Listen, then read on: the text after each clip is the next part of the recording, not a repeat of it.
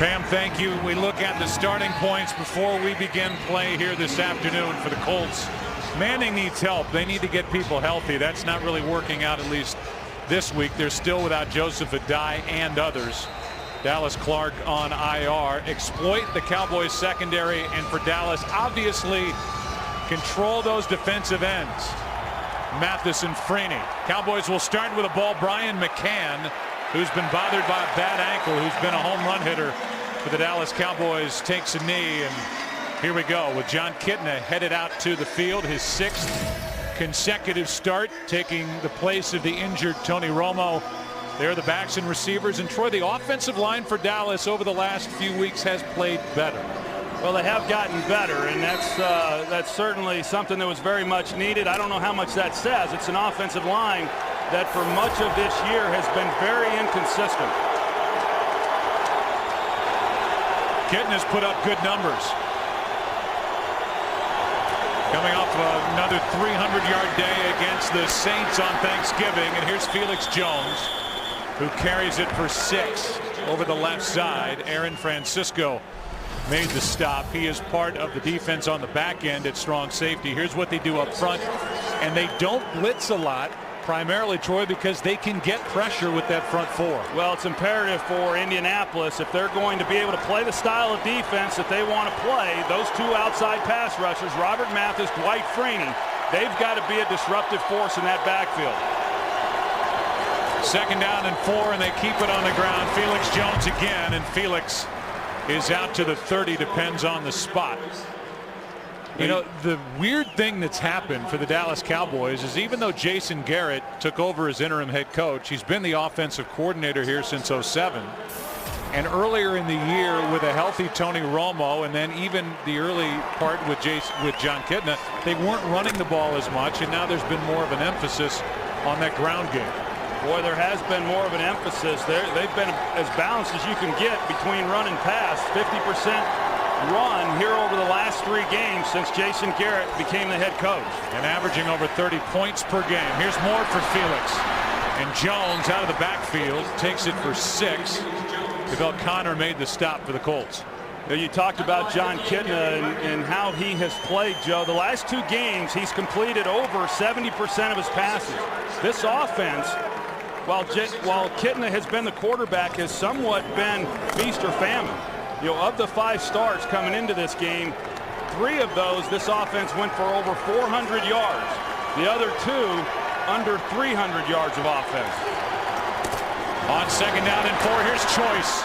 Finally getting a chance, and Tashard Choice carries it for 8 and a 1st down. He had only 14 carries all season coming in.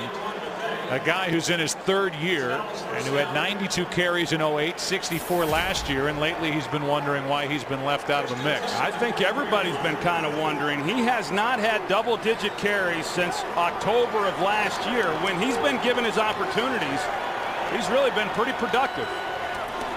On 1st down, Kitna backs up, fires it, sideline Bryant, the rookie, and a nice catch for Dez Bryant. 14 yards, Gerard Powers on the coverage for Indy. Well, how about that Thanksgiving game last Thursday when Dez Bryant went without a reception? Oh. You know, did he have control? It looked like it was questionable, Joe, as to whether or not he actually had maintained possession before going out of bounds. The ball was moving on his way to the sideline. We'll take another look at it here. Good route by Dez Bryant, but the ball moves right there.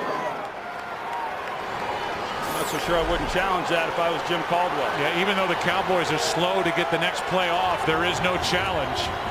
And on 1st down, here's Roy Williams making the catch in front of Jacob Lacey, who makes the start in place of the injured Kelvin Hayden, who's now on that long list of injured players for Indianapolis. He's out with a bad neck. You go back to Dez Bryant 3 weeks ago in his game against the New York Giants, had his first 100-yard game receiving.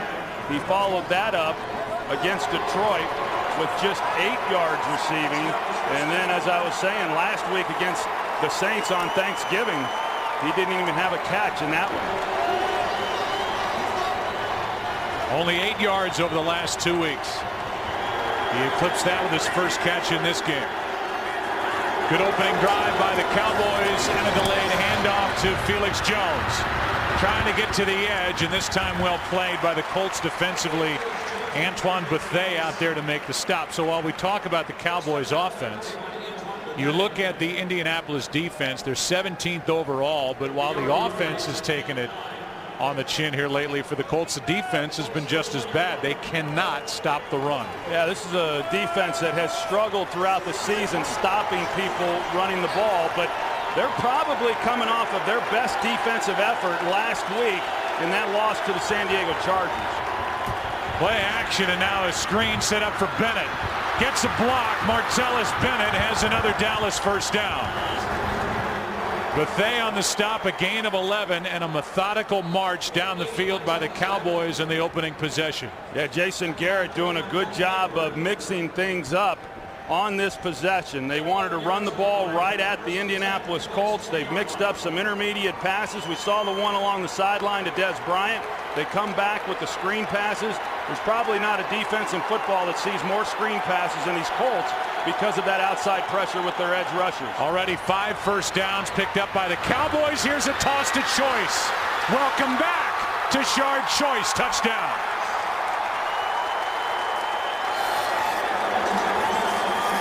Talk about making the most of an opportunity here for the 3-8 Dallas Cowboys. 20 yards and a touchdown for Choice, his second of the year. Well, Keontae Dawson, the defensive end, he gets caught peeking in the backfield, and it's just enough to get to Shard Choice out on the edge. And then Jason Witten, he then secures the outside defender there. As you see, Gerard Powers gets blocked by Jason Witten. And a nice run there by Tashard Choice. That was his longest run of the season. 20 yards and a touchdown. 9-play drive covering 80 yards. The last 20 of it right here. Tashard Choice getting a chance. 7-0 Cowboys early.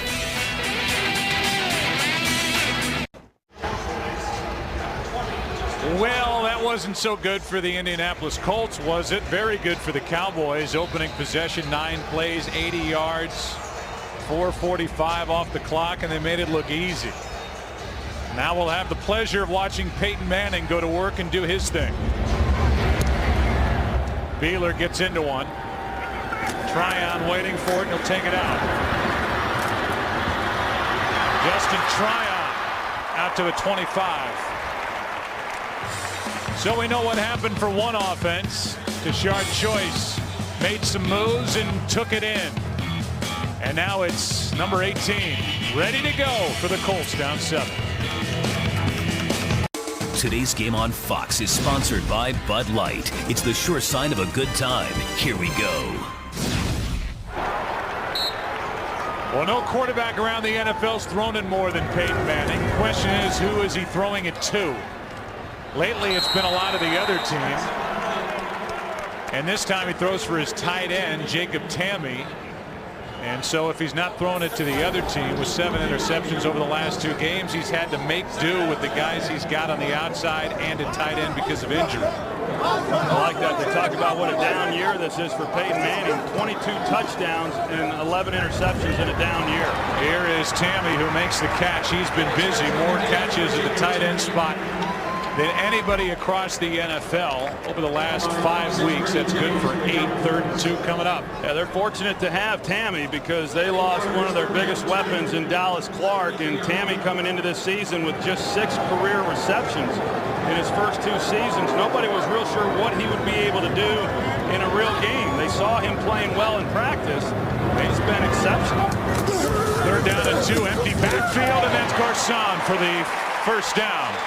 Pierre made the catch, good for 7. Game break. Here's Kurt. A trouble start for the Chargers against the Raiders. Darren Sproul muffed a punt. Jason Campbell and Oakland turned it into a touchdown. That made it 7-0. And Phillip Rivers just threw an interception. So Oakland marching for more. Joe Troy and Pan. Punting game was a killer the first time in the meeting between the Chargers and the Raiders. A game the Raiders won.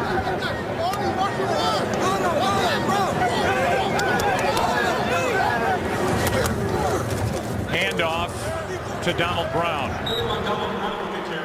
And Donald, in his second year out of UConn, first-round pick last year, carries it for 2.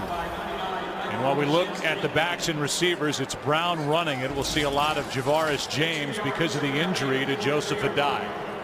Yeah, and then we've got Mike Pollock. He's getting the start today there at right guard, and he came into the season as the starter, lost his job because of performance, but that's been a position they've just not been able to solidify. 2nd and 8. Here's one aired out for Reggie Wayne.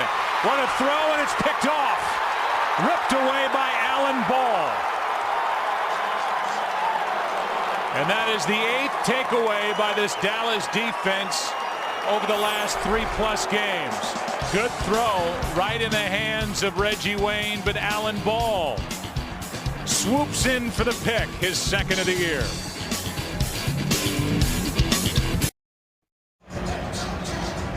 Well, another interception thrown by Peyton Manning, his 8th over the last 3 games, and that was the first possession by the Colts. That ties a career high for a 3-game span for Peyton Manning, and now the Cowboys up 7, take over at their 16. We're not hardly slowed down the first time, and here's Felix Jones picking up 11, but they on the stop, back to the interception. You can see Alan Ball, the free safety. He goes to the middle. Peyton then knows that he's got single coverage on the outside. The problem is Reggie Wayne gets jammed inside the numbers. And so Alan Ball just didn't have much ground that he had to cover. Any safety in the National Football League should be able to make that play. An easy pick by Alan Ball and a really bad decision on Peyton Manning's part. Here is Felix Jones. He's been busy. He carries it for 2. Moala with the stop.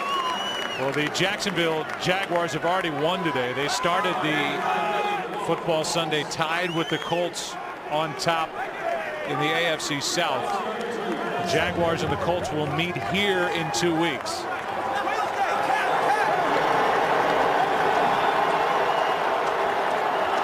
Jaguars won the first meeting with Indianapolis. 2nd and 8. Over the middle. Pass is caught. Miles Austin. And Austin is inside Indianapolis territory for 22.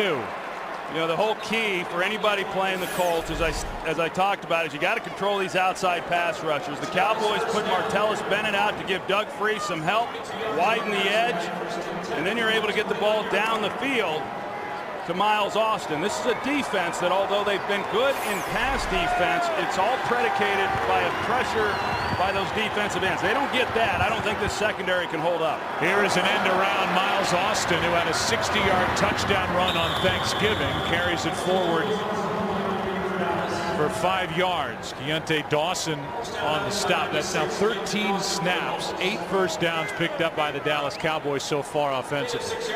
You know, last week's game against the Chargers, who have had success against the Colts, one of the reasons why they have had success in recent years is they do a good job, their tackles offensively, of blocking Mathis and Freeney. The Cowboys tackles, I don't think they can hold up one-on-one, but we're going to continue to see them get help like we saw with Martellus Bennett. Here is more from Felix Jones. He's got another Dallas first down. That's 9. On the Cowboys, we know that the Colts like to run an up-tempo offense. We've seen Dallas here on these first 2 possessions. They're doing a good job of getting in and out of the huddle and trying to dictate tempo a little bit as well. Felix Jones has already touched it 7 times. He checks out. Jashard Choice is in.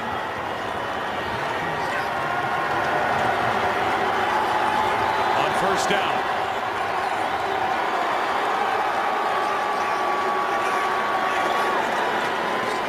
Here's Choice, cuts it back. And a nice play made by Powers to save a bigger run. It was good for 4. You know, coming into this game, Joe, I was going to say that if you're a fan of just good old-fashioned smash-mouth football, this probably isn't going to be a game that you like. You know, I mean, neither one of these offenses are real good at running the ball. Dallas has gotten a little better here in recent weeks. Boy, looking at this, the first 2 possessions here by Dallas, they're doing a nice job of really continuing to mix it up as they have in recent weeks, but then also having some success with the running game to go with it. Here is a snap, and this has happened far too often for the Dallas Cowboys. Center exchange with a quarterback, and they couldn't make the clean connection. No, Andre Gerard, he's got a reach block, and so when you've got a center who's trying to reach like he was on that last play, quarterback really has to ride him all the way. You see how Andre Gerard has a very difficult block. And as a quarterback, you got to know that, because just by that very nature, the ball's going to come up a little shorter than it normally would. 3rd down and 5.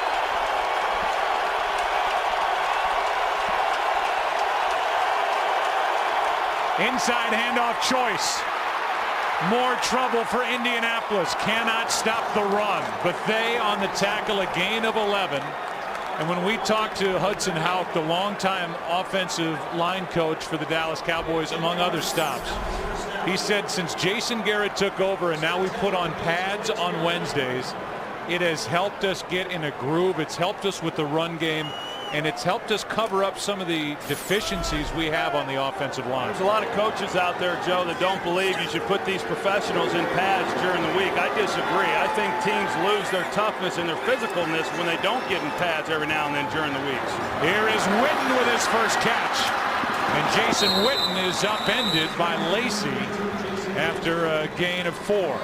You go back to the start now that Tashard Choice has had, and I know we had several of his games. In fact, we had his first start as a rookie there against the Pittsburgh Steelers. It's a little bit of a daunting task for a rookie to have to make his first start against that group, and yet he did a nice job, 88 yards rushing in that game. And whenever he's had double-digit carries, he's done a heck of a job running the football. So now inside the red zone, here's Felix Jones, and he's brought down after a gain of 4, so a short 3rd down.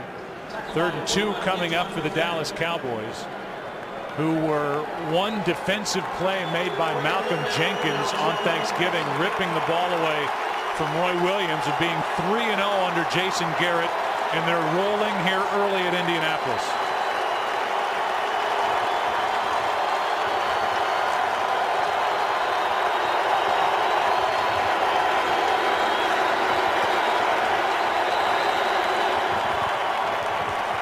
Timeout taken defensively by the Colts. 3rd down and 2 when we come back for Dallas, already up 7-0.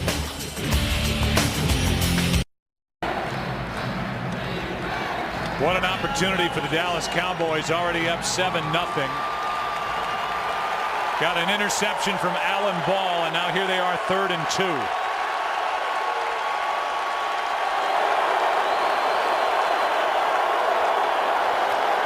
Choice gets it, and he is flipped. Good play made by Gary Brackett, who's back after missing 3 straight games with a toe injury. It's 4th down. Yeah, that really was a nice play there by Gary Brackett coming in. You're going to see him come just to the left of Tashard Choice right there. He's able to come underneath Leonard Davis, who was pulling, and then get the hit on Tashard Choice in the backfield. 30-yard try coming from Beeler, who is getting better as the season is worn on. He really struggled early. Got a big leg. And he drills this to make it 10-0. Good start for Dallas. The hole a little deeper for Peyton Manning downtown.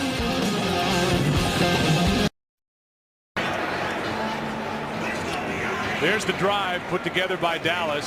72 yards. It was capped off with the Beeler 30-yarder to make it 10-0, and now the Colts will get it back, needing a win here today to keep pace with the Jaguars on top of the AFC South. Tryon is waiting deep, and Beeler will drive one, typically gets it into the end zone. Pops this one up a bit. Tryon from about the 3. Gets spun around and can't make it to the 15-yard line. And we welcome you inside our booth. I thought it was interesting that when we talked with Peyton Manning, he said now that Howard Mudd, longtime offensive line coach, been an assistant here since Peyton Manning came into the league. Tom Moore has taken a step back.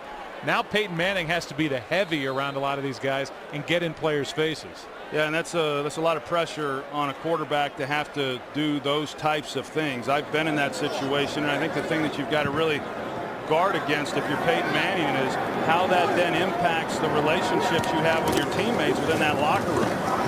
Here is a handoff to Donald Brown. And Brown carries it for 2. You know, oftentimes as a quarterback, you just want to go play, and we all know that Peyton does so much more than that. But, you know, it's a good cop, bad cop type thing. And, you know, Tom Moore and Howard Mudd, those guys were the bad cop, to where Peyton was just able to step in and be more encouraging with the guys. But now he finds himself having to be more of the disciplinarian. Manning fires and hits Reggie Wayne, who, despite all the injuries around him, is having a terrific year. 14 yards and a first down. Well, I've always thought Reggie Wayne has just been an exceptional player. He just goes about his business each and every week and makes a lot of plays for Peyton Manning. He had an opportunity when Marvin Harrison was on the team with him to go elsewhere and be the #1 guy, but he stayed here. He knew what he had in Peyton Manning, and he's been a great player in this league for a long time. Pass is caught by Pierre Garçon. He is good for 5, and let's go for a game break. Here's Kurt Menefee. Big matchup in the NFC South. Falcons at the Buccaneers. Michael Turner with the early touchdown, putting Atlanta up after the 5-yard score, 7-0. Joe, Troy, and Pam. All right, Kurt. So the Falcons, who have never been a #1 seed in the NFC playoffs, they have the best record, and they lead at Tampa Bay. Pierre Garçon is now hurt, so the list continues to grow. He was hurt earlier in the year. Coming off a good game against San Diego. And the first quarter will expire before the snap. 10-0 Dallas after 1. Fox NFL Sunday will return after these messages and a word from your local Fox station.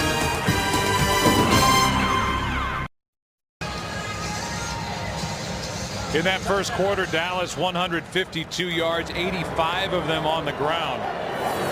They've been averaging 89.5 basically rushing yards per game.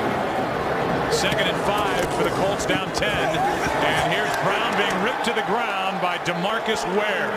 In the backfield, a loss of 3. Nice work there by DeMarcus Ware. He's just able to go right around Charlie Johnson, the left tackle, and he just whiffs on him. Charlie Johnson whiffs on him, and then he's right in the backfield, and Donald Brown just had nowhere to go. Brings up 3rd and 8.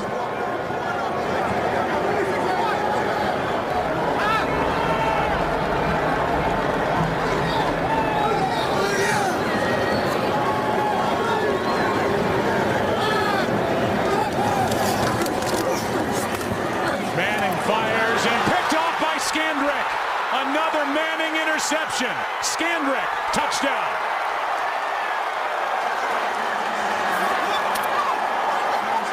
Stepped in front of Blair White and took it right into the end zone, and an extra point away from a 17-0 start. Well, it's just another throw that you can't make. You're going to see Orlando Scandrick right here, and when Peyton Manning turns this ball loose, he's underneath the route. I mean, there's just nowhere for Peyton to make that throw and think that he's going to come away with a completion. I mean, the relationship there with Orlando Scandrick and Blair White, he had no opportunity for a completion. It's just a bad decision. We've seen a few of those. You know, sometimes you get a ball tipped or something happens on these interceptions, but the last 2 in this game have all been on Peyton Manning. That interception, the first of the year for Scandrick. It's another takeaway for this Dallas defense, and a 40-yard return by Scandrick. It's 17-0 Dallas.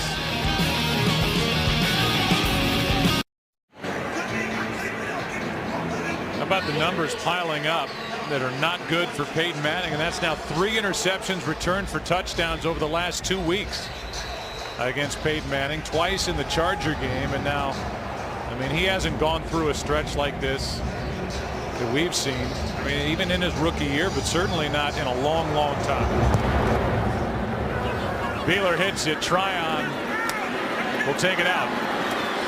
Trying to make something happen, and Justin Tryon again cannot get to the 15-yard line.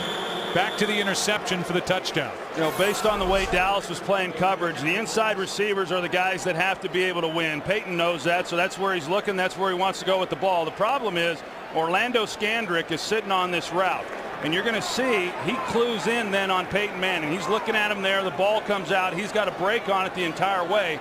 And you got to come back with something to take advantage of the over-aggressiveness of Orlando Scandrick. But having said that, Peyton sees that relationship. That's just a ball that he can't throw. You know, Joe, you talked about the last 3-game stretch. I think of the quarterbacks I've seen, you know, in the last 25 years, Peyton Manning week in and week out has been the most consistent quarterback I've ever seen. That's not been the case the last 3 weeks. Here's Hard getting it barely from Peyton Manning. He was almost dragged down before he could hand it off. Jay Ratliff, he just went right by Jeff Saturday, and he splits the gap. You're going to see him right here. He just shoots past the gap, and he's in the backfield. Actually, Jeff Saturday, he wasn't blocking him at all. It was right guard Mike Pollock who just failed to come down on him, and Peyton had to even toss it. It wasn't even a clean exchange into his pocket. This offensive line for the Colts is really poor, and they are struggling. And it has to play into what's going on with Peyton Manning. Even though he's only been sacked, 13 times, he's getting hit more than he ever has. They never replaced Tariq Glenn at left tackle. They've missed with Tony Hugo, drafting him, trading up to get him. He's been since cut.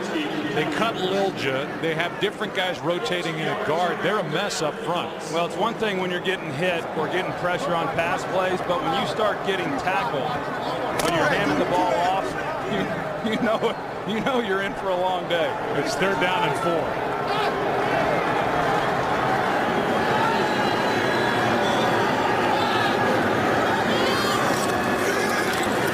Manning sits in the pocket and hits Garcon, who makes the catch out to the 30 for a 1st down. As you look at where the Colts have been after 11 games leading into this year, as they sit here now at 6-5, realize the success that this franchise has enjoyed because of, in large part, Peyton Manning and what he's done. 4-time MVP, making his 204th consecutive start. Quick setup and throw, and it's White. And Blair White will carry it forward for 6. You know, you talked about kind of the things that Peyton Manning's having to do more of, you know, in terms of holding players accountable. He's not really getting some of that help from the coaches, and I've never seen a quarterback do more in practice than what I saw from Peyton Manning on Friday. Yeah, we'll talk about that when we come back. Right now, Scandrick, who has a touchdown, is injured. They look at him. We'll take a break.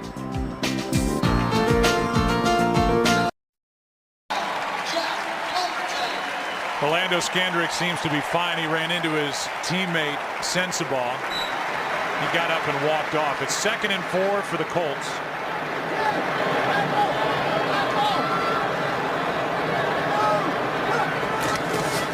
They fake the handoff. High throw for Reggie Wayne. Nice catch, but he's only forward for 1 yard. And as we talk about what Peyton Manning does in practice, we'll see if we have enough time to talk about it with a 3rd down here, but it's a clinic put on. Every broadcast crew talks about it, but he stops guys mid-route and instructs them what to do and how to attack a defense. But he's trying to carry the entire load here right now for the Colts. Yeah, and you can tell. I mean, it's weighing on him heavily. 3rd down and 2. Manning hangs in, makes the throw, and the completion to Garcon. He's got a 1st down for Indianapolis. A gain of 5.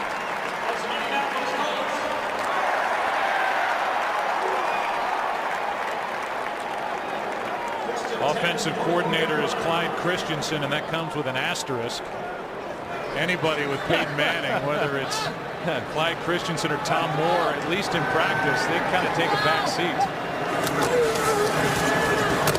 Inside toss to Mike Hart, who gains 1. Well, having been to a lot of practices over the last 10 years, and then, of course, having played myself for 12 years in the league, I know what everyone sees what he does on Sunday. I've just never seen a quarterback do more in practice, you know, as we were talking about. And you know, and then when you get through the year and you're losing guys the way he has and you're getting hit the way he has, I mean, this has been a tough year on him. There's no question. Here's Blair White. He's got a 1st down. Yeah, I think that's the good and the bad. You've got Peyton Manning. This is a timing offense. his brilliance is getting to the line, making a defense declare what it's going to do, and then changing and adjusting because he's so smart. But then you lose guys, and you're trying to fit new players in to this machine that works, and obviously there are going to be some problems doing that. On first down, the handoff to Hart, and he is to the 45, a gain of 1. To Peyton Manning's credit, I mean, when we visited with him, Joe, he said, hey, look, I know who's going to play during the week. When we're practicing, I know what guys we're going to have on the field, and it's up to us to then go out and play with those guys and win. I mean, he makes no excuses, and he holds himself accountable to play better. I think he's handling the situation very, very well. But part of what we just saw, you know, you get a first down, you run it, it's 2nd and 10. It's not getting anything out of the running game.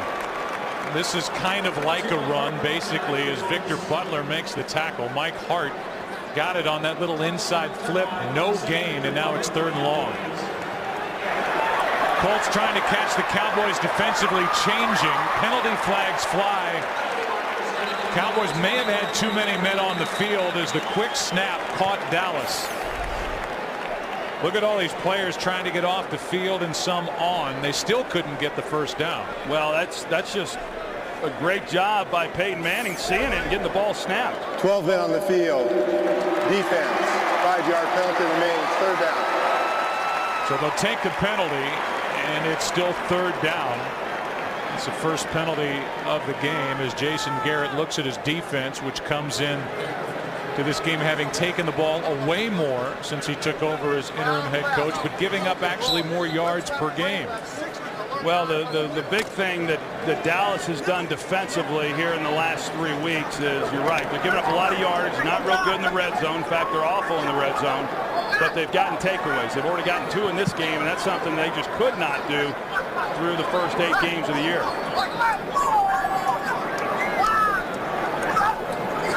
It's 3rd down and 4. Manning fires low, and the pass is caught. Garcon bailed out Manning and really made a nice catch with good coverage. First down, Colts. It's a good job of Peyton moving in the pocket.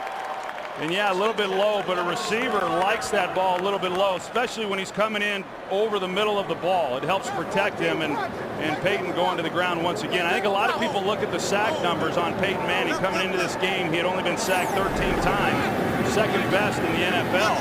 And then they just assume he's not getting hit. Well, he is getting hit. He's just getting the ball out of his hand. Here's Garcon on the end around, and Pierre is inside the 30 and still going.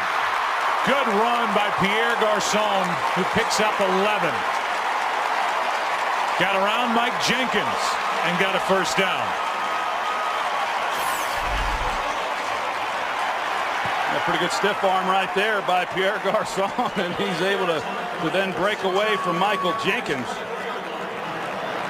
Pierre Garcon's been pretty active here in this first half. As he was last week against San Diego, and now a player is down on the far sideline. That's Jenkins, who could not make the tackle on Garcon. So we'll take a break. They look at the left leg, the left knee of Mike Jenkins. First down when we come back.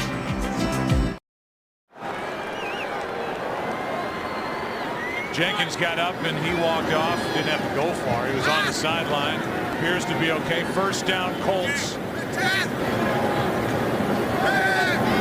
Down 17-0. They fake the run. Here's Garcon again. Makes the catch down inside the 20 to the 17. Brady James on the stop, a gain of 8. Garcon last week against the Chargers, 5 catches, 72 yards. And Pierre has already blown past that. That's catch number 6. 2nd and 2.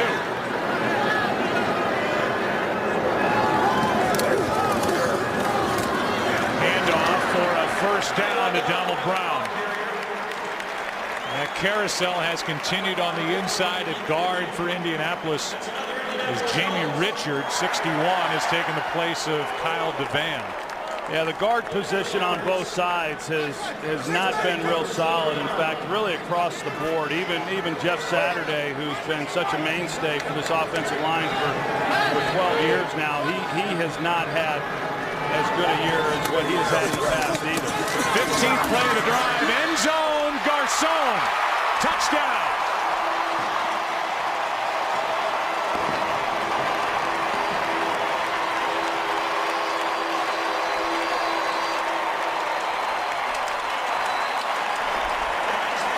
Exactly what the Colts needed. Manning to Pierre Garcon. Well, Peyton just anticipates the timing of this throw and makes a perfect pass. I mean, a good route there by Pierre Garcon, but when Peyton turned it loose, Garcon had not yet gotten into that break, and just great execution. How about Pierre? 7 catches, 55 yards, a touchdown. A 15-play drive that ends with this. A beautiful throw, a good catch. Colts on the board, down by 10.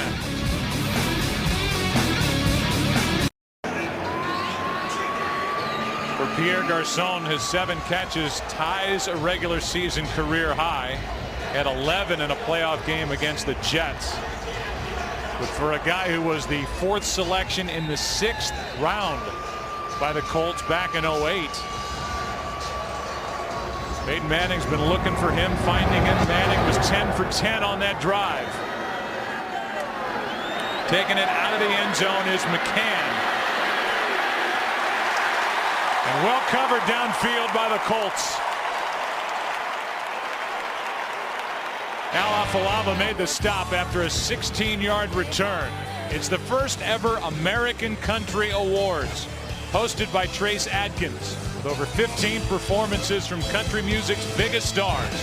It's the only country music awards show where you vote for the winner. The American Country Awards, live tomorrow at 8 Eastern, 7 Central, only on Fox. That's tomorrow. Right now, it's the Cowboys up 10, starting at their 13. Felix Jones gets 1.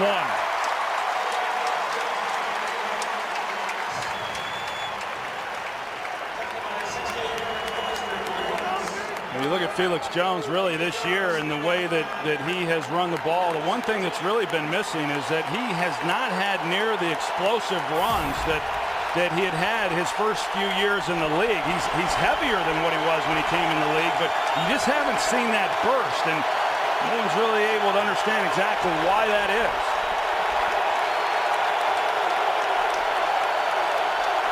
Crowd's back in it on 2nd and 9. Pass is caught by Miles Austin, 2 yards short of a first down.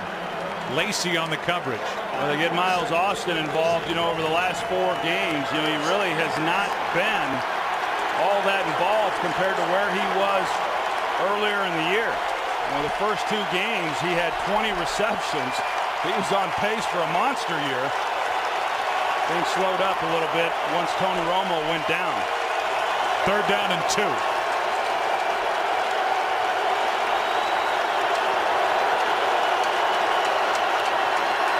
Quick setup, the throw, Austin incomplete. And well covered by Justin Tryon, an extra defensive back. Justin Tryon getting his opportunity because of Kelvin Hayden being down, but that was a ball that Miles Austin had a chance on. But you see, Tryon, he did have his left hand, in between the outstretched arms there of Miles Austin. That for Kidna, his first incompletion of the game. First punt is from McBriar. And Blair White with a nice return. And down by 10 after a 12-yard return tackle by McCray. Good field position for Peyton Manning.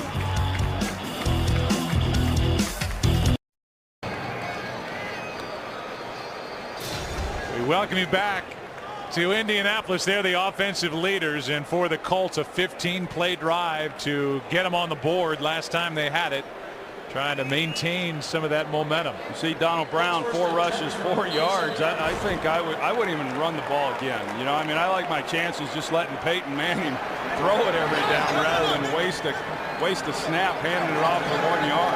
And yet they still do the play fake, which should fool nobody. There you go. They're running it, and they're running it nowhere. Mike Hart to the line of scrimmage. They just cannot run the ball. No, and they haven't, Joe, in quite some time. You know, you go back, it's been really several years since they've run the ball well. In 08, they were last in the league in yard per carry average. Last year, they were 30th in the league, and coming into this game, they were 30th. And so they've never been real good at least in recent years. But it's been really bad, and like I said, I just put the ball in Peyton Manning's hands and see what he can do with it the entire game. Second down and 10, Garcon, and that is well played by the rookie Sean Lee. Second-round pick, Troy, out of Penn State. Yeah, and that's, you know, in talking with Paul Pasqualoni, the defensive coordinator, that is the one play that he was concerned about and knew they needed to play well against. Cowboys were late getting on the field again defensively, and this one's broken up. Jenkins on the coverage, pass intended for Reggie Wayne. And after having great starting field position, it's a 3-and-out for the Colts, who are down by 10. Yeah, and really another throw. Alan Ball is in a great position to get over the top, and he's the guy who helped break it up. And so Alan Ball has been pretty disruptive. They typically have not played the ball well in the air. We've seen they've already gotten 2 interceptions. But Peyton has tried to fit some balls in today that, with Alan Ball and where he has been, it's just not going to happen. McAfee hits it, and a fair catch is bobbled but caught by Brian McCann. We'd like to welcome the men and women in uniform serving around the world, watching today's broadcast in 175 countries on AFN, the American Forces Network. We thank you for all you do. We hope you're enjoying today's telecast. That's the Fox Sports Skybox on a Southwest Asia base. 5,000 square feet, filled with TVs, pool tables for the servicemen and women to watch games. It opened this summer. So here's Dallas up by 10, 3 minutes, 10 seconds left in the first half. And a delayed handoff to Felix Jones, not much. Well played up front.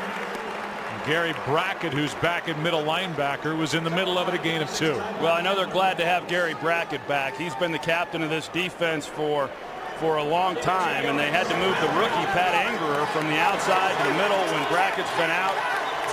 And they weren't real sure how long he was going to be able to play here today, but he looks to be moving awfully well. Second down and 9. Kidna's going to run, and he has run well.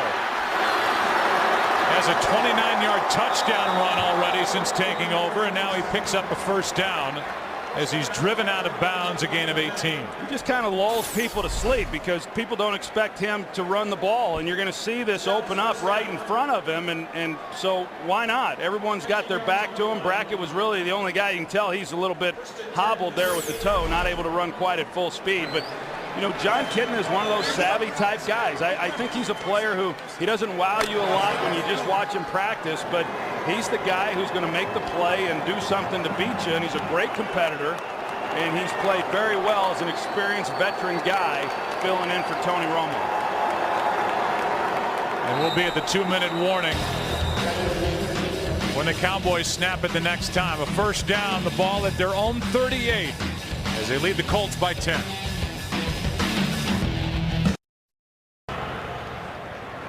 Visa halftime reports coming up. Kurt, Terry, Howie, and Jimmy will have scores and highlights. Fox Sports Ticker will have all the latest stats as you track your fantasy team this weekend. First down for Dallas, up by 10. And Kidna has all day and slings it over the middle. Had Des Bryant wide open and threw it into the turf. You see the attention that Dwight Freeney gets. He tries an inside rush here, and that's, you know, really where everybody was. And so if you're Doug Free, the left tackle, you like that move. And John Kidna should be upset with himself because Aaron Francisco was trying to disguise coverage, and he had to run out of there, and there was a big hole for John Kidna. He just pulled it in the dirt. Second and 10. And a handoff to Felix Jones. Running right through this defense, gets 9. Third down and 1 coming up. Cowboys have all 3 of their timeouts remaining. You know, momentum was starting to change there for the Colts, and they got the ball in that last possession with great field position, and Dallas defensively just did a nice job of stopping them.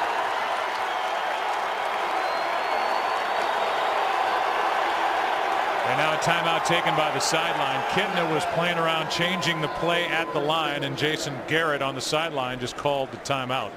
3rd and 1. Early game headliners. Brett Favre was knocked out of the ball game with a shoulder injury on his first attempt, and then Tavares Jackson came in. The defense and the offense put it to the Buffalo Bills. Aaron Rodgers, a win at home over San Francisco, and Brandon Jacobs, his day. Bradshaw also had 2 rushing touchdowns as the Giants took apart the Redskins. Pretty good yard per carry average there for Brandon Jacobs, and I know you like those Green Bay Packer uniforms they had on today. Wow, that was a play-by-play announcer's nightmare. Yeah. Well, throwback uniforms. Yeah. I wish they would just do away with the throwback. I'm about tired of seeing those, aren't you? Well, you know How who long you're is that watching. gonna last? Been going on 15 years. 3rd down and 1. Choice at tailback. He gets it. And Tashard Choice has a 1st down at midfield. Hey, I like Tashard Choice. And he's been so patient this year and frustrated, but he's been pretty quiet about it, really. And he knew today, even though I think he's proven himself every time he's really been given a legitimate opportunity to carry the ball, he knew that this was another opportunity for him to do that, and he's having a nice day. Kitna down the sideline, airs it out, in the pass incomplete for Des Bryant. It'll be 2nd and 10. During the week, Tashard Choice was sure upset, didn't say anything, but was upset by owner Jerry Jones, saying that, well, the reason he hasn't been more involved in the offense carrying the ball is because he's played poorly on special teams, which doesn't really compute. But Choice has made the most of this chance here in Indianapolis today. Yeah, he's not really great at any one thing, but he's really good at everything. He's a good blocker, a good runner, and a good solid receiver also.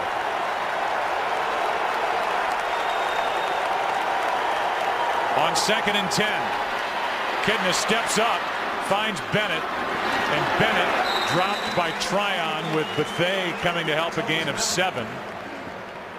46 and counting left in the 1st half. And Dallas will take a timeout.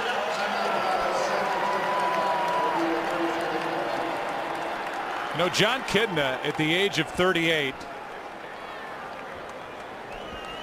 is putting up, no matter how you cut it, some of the best numbers of his career. And when you look over the last 5 weeks at what he's done compared to other quarterbacks around the NFL, he's right there in the top 5 in all the big categories. I had a chance to talk to him prior to him becoming the starter when Romo was still healthy, and I said, how talented is this group? And he said, I got in the huddle one day in training camp and I looked around. He said it was the most talented group he had ever been in the huddle with, and this was the 2nd team. And so he's had some good years in this league, Joe, whether it be the time he was in Cincinnati or also as the starter there in Detroit. But this is the best collection of players that he's had around him, and I think he's really done a nice job. Took him a little bit of time to settle in. It had been a while since he had played competitively, but he's been good the last few weeks. It's 3rd down and 3. They don't hand it off. Throw it. 1st down. Austin makes the catch. Brought down by Lacey, a gain of 7. Well, what the Cowboys are doing is they're offsetting the tight end to help with Dwight Freeney, and that's what they did on the last play to give Kitna time to make the throw.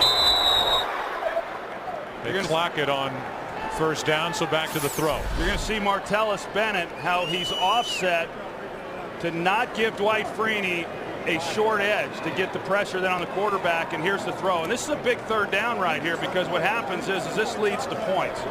If the Colts are able to make a stop on that 3rd down, then they're not going to get points. And now, in all likelihood, Dallas is going to at least get a chance to try for a long field goal, if nothing else. Be a 54-yard try from right here. Cowboys have 1 timeout left. Kitna completes it. Nice catch by Austin. Showing those great hands down to the 25, a gain of 11. Yeah, you're right, Joe. I mean, that's just him just pulling it right out of the air. That was an excellent catch. Tell you what, it's a false start. They would have a 10-second runoff, except the Dallas Cowboys have a timeout left. So they're going to get a shot here at a field goal. because that penalty shut down the Ball running start. game clock. Number 82, offense. Dallas elected to take a timeout instead of having the election of having a 10-second runoff. Timeout, Dallas. Third and final team timeout. So they have to use their final timeout. And you would imagine that the field goal attempt will come next. Yeah, there's Witten right there. He's trying to get situated, and the ball snapped. And how about John Kennedy trying to pull a little Dan Marino on him? You know, Dan did that, I think, against the Bills back in the mid-'90s. Or I think it was maybe it was the Jets. But Kitna trying it himself, not quite as successful as when Marino did it. But you could say that about a lot of quarterbacks who tried to impersonate Dan Marino. Beeler's already hit from 30. Now he's going to try from 43, make it 48.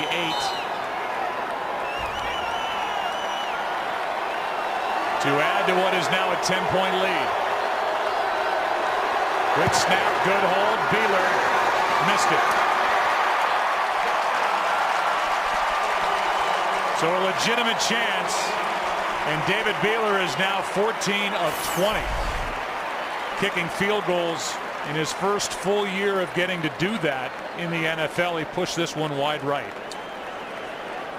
Well, he's always got the leg. He's just been real inconsistent with his aiming. You know, I mean, usually he pulls it left. This time he pushes it right. And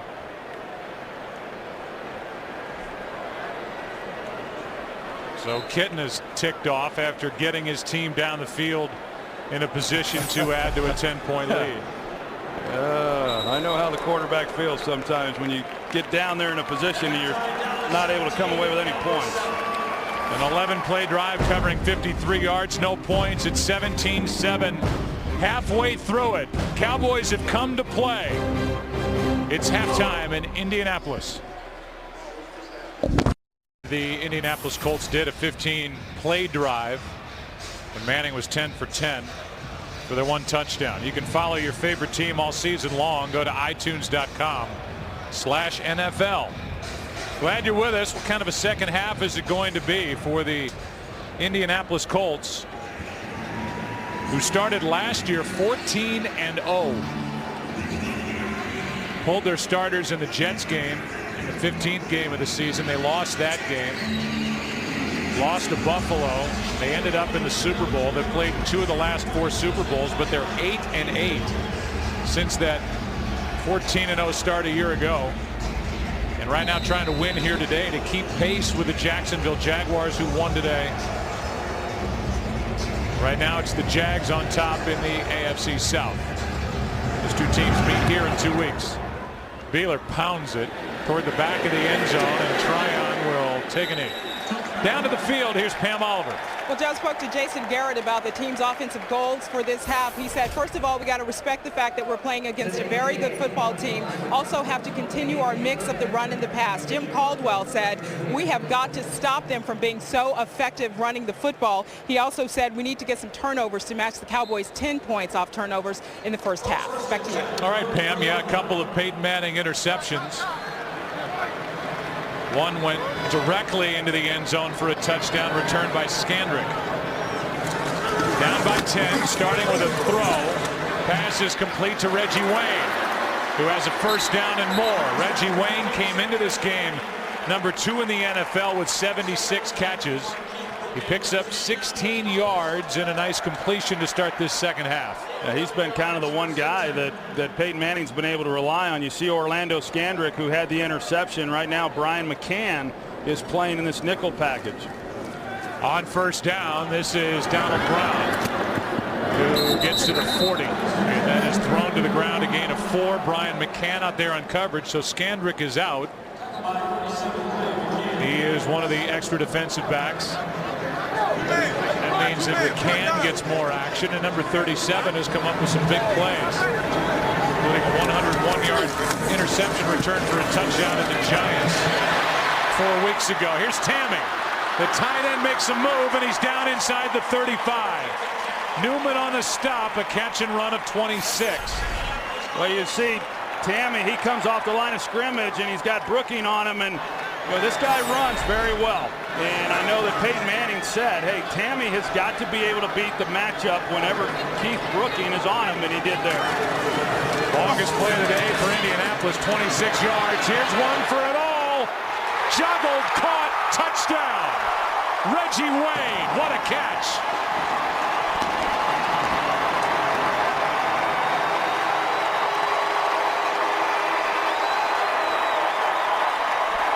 Well, we've seen Alan Ball get involved in everything down the field. This time, Peyton Manning's able to hold him, and you're going to see Peyton. He's going to pump the inside, which holds Alan Ball on the inside receiver, opens up the throw, then up the sideline, and a perfectly thrown pass by Peyton Manning to Reggie Wayne. A little bobble. Jenkins was there, but a beautiful throw from Peyton Manning. 24 touchdown throws on the season, and just like that, with 1:07 off the clock, it's a 3-point game. Jenkins almost got it. Reggie Wayne did. Touchdown, Indianapolis.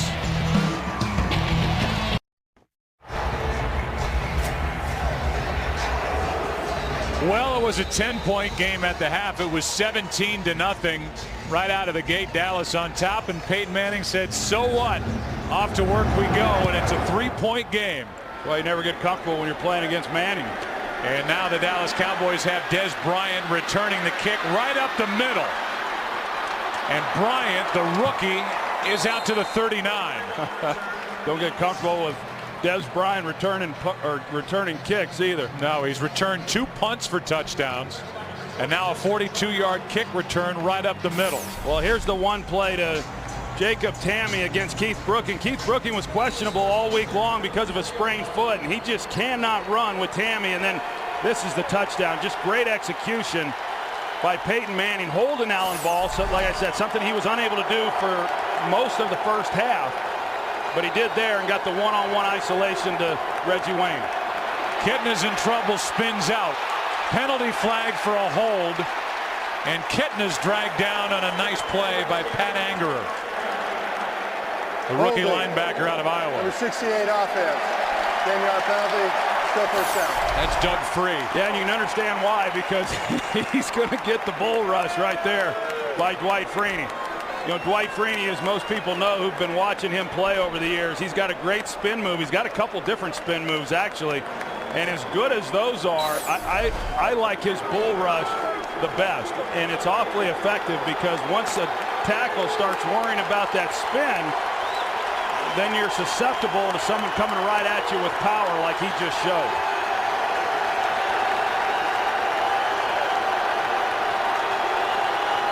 First down and 20. Here's Felix Jones. Picks up 3. Dwight Freeney was coached by Paul Pasqualoni, who's now the defensive coordinator for the Dallas Cowboys. Took over when Wade Phillips was fired, and he coached Dwight Freeney in college. He said he had unbelievable vision and could see from his spot all the way down the line, and the minute anybody twitched, he was getting off the ball. He's got great speed, too. He ran a 4.440 at his pro timing date coming out of Syracuse. Out of the shotgun on second down, pass caught by Bennett. He's back to the 40, 3rd and 10 coming up. And we heard Pam's report when she had a chance to talk with head coach Jim Caldwell, saying we've got to be able to control this running game by Dallas. I think that even though the Colts have not been real good against the run, I think it was a little bit of a surprise to see Dallas have as much success as they had there in that first half running the ball.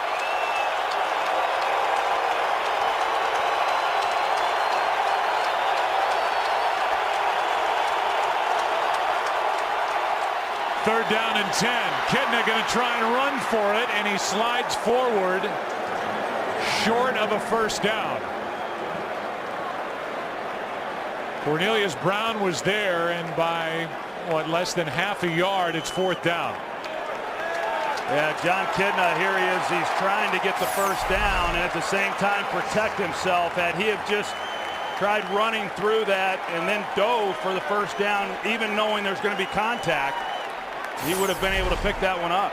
They bring McBriar on, but he's lined up wide to the bottom of your screen. And a timeout will be taken here by the Colts.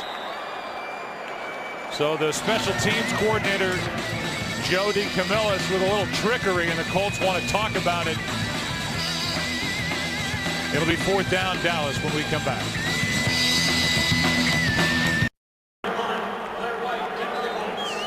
Now the Cowboys are going to punt it on 4th and 1.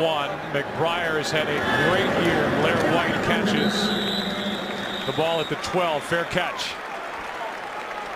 And we look ahead to next week as the Colts have it down by 3. Next week, the Giants at the Vikings. Will Brett Favre make the start after injuring his shoulder today? Will it be Tavares Jackson after their win over Buffalo? Packers and Lions. Falcons, Panthers, Rams, and Saints. Later on in the day are the Seahawks and the 49ers. They all start taking on a little more importance once you get beyond Thanksgiving, don't they? Especially out in that dog-eat-dog world of the NFC West. Manning on first down, throws it sidearm, and what a hit. Laid on Blair White by Sean Lee. And Blair White just pops right back up. Yeah, Blair White's just happy to be playing. A gain of 4. Blair White, who was picked up in week 3, a free agent out of Michigan State. Here's Reggie Wayne. He's out to the 21, a gain of 4. 3rd and a couple coming up. Alan Ball on the tackle for Dallas. I mean, we spent so much time talking about the guys who aren't playing. You know, Jacob Tamme, Blair White, you know, those guys, they've done really a nice job of stepping in and being productive. And a lot of that, of course, has to do with who's throwing on the ball. But not many teams that would have been able to overcome some of the things that this Colts team has offensively. It's 3rd down and 2.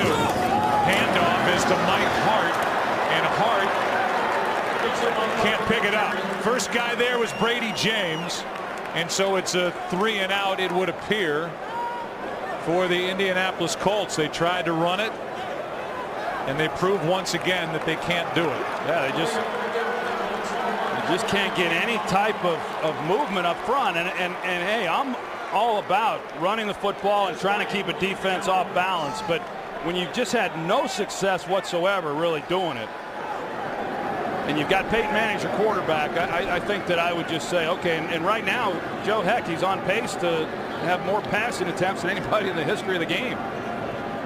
By the way, Orlando Scandrick is out with a concussion for the Dallas Cowboys. He's got an interception for a touchdown in this game, and here is Des Bryant, who will stay away. It is corralled by Jesse Holley. Another dangerous play after the punt. Cowboys have it. 42-yard punt. Dallas up 3.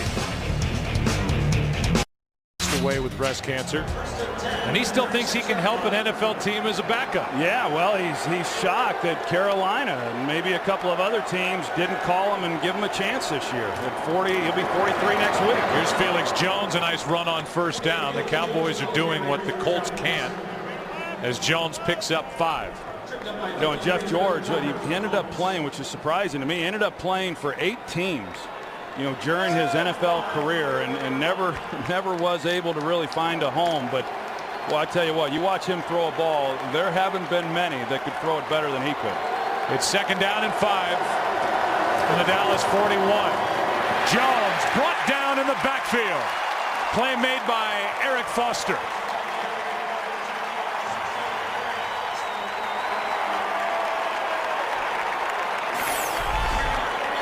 Well, Eric Foster, he's able to get past Mark Colombo there. He slipped on the block, and Eric Foster was able to get inside and then get the pressure and make a nice tackle there on Felix Jones.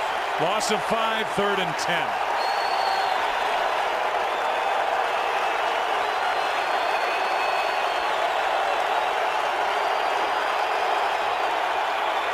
Over the middle, Witten makes a nice catch. To the Colts 45, stuck his hands out, made the grab. A 19-yard catch. You see right here the linebacker, he gets caught looking inside. That's Taiwan Hagler, and because of the play action in the backfield by John Kidna, it was just enough in that zone coverage to get Jason Witten then in behind it. A nice grab by Jason Witten. Only his 2nd catch of this game. That was number 4 all time in the NFL. Catches by tight end. Kidna goes down. Mathis.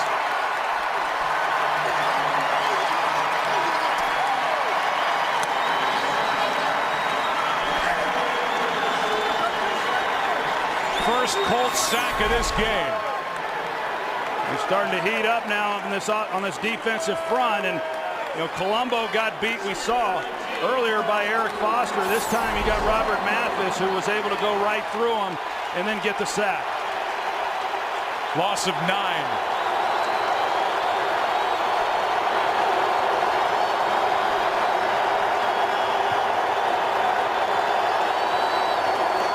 Quick throw on a completion to Roy Williams. Picking his way, gets a block from Des Bryant and gets a first down.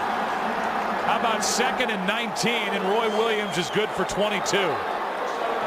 With their in-man coverage, pretty well designed route there by coordinator Jason Garrett. You're going to see the upfield release by Miles Austin, and it created some traffic then for Jacob Lacey. He had to come over the top and created a nice throwing lane for Kidna to Williams. Still a good catch by Williams on the move, reaching out to grab it. 22 yards, first down. First game back for Roy Williams after that crushing fumble at the end of the game at home on Thanksgiving against the Saints. Kidna toward the end zone. Austin out of his reach. Got behind Lacey, but they was there as well. 2nd and 10. A nice route by Miles Austin, because he got up one-on-one on Antoine Bethea and was able to then beat him to the corner. And just missed on that one.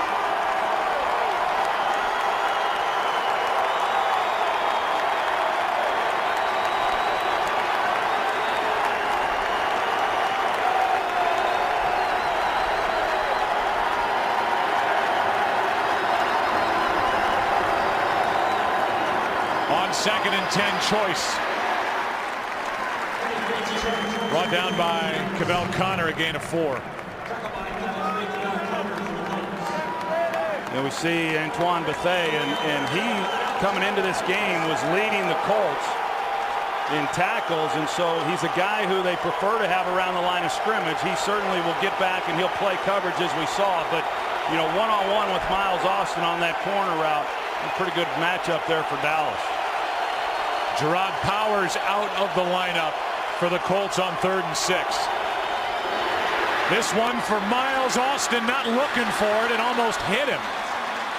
Kidna had to get rid of it because of the blitz, and Miles Austin, that thing almost dropped right on top of his helmet. Yeah, he either did not know the ball had been thrown or he lost it in the lights, and Kidna's upset because he read the blitz.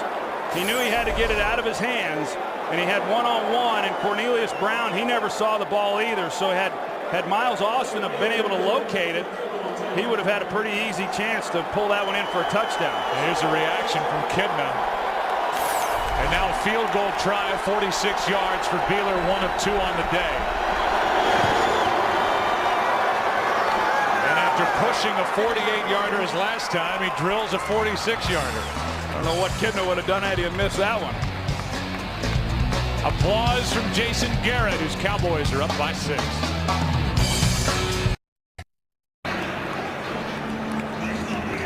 There's the scoring drive. It didn't end in a touchdown, but instead a 46-yard field goal from Beeler. 9 plays, 3:45 off the clock, 6-point game with over 5 to play in the 3rd quarter. Tryon waiting for it. This is the worst team in the NFL returning kickoffs.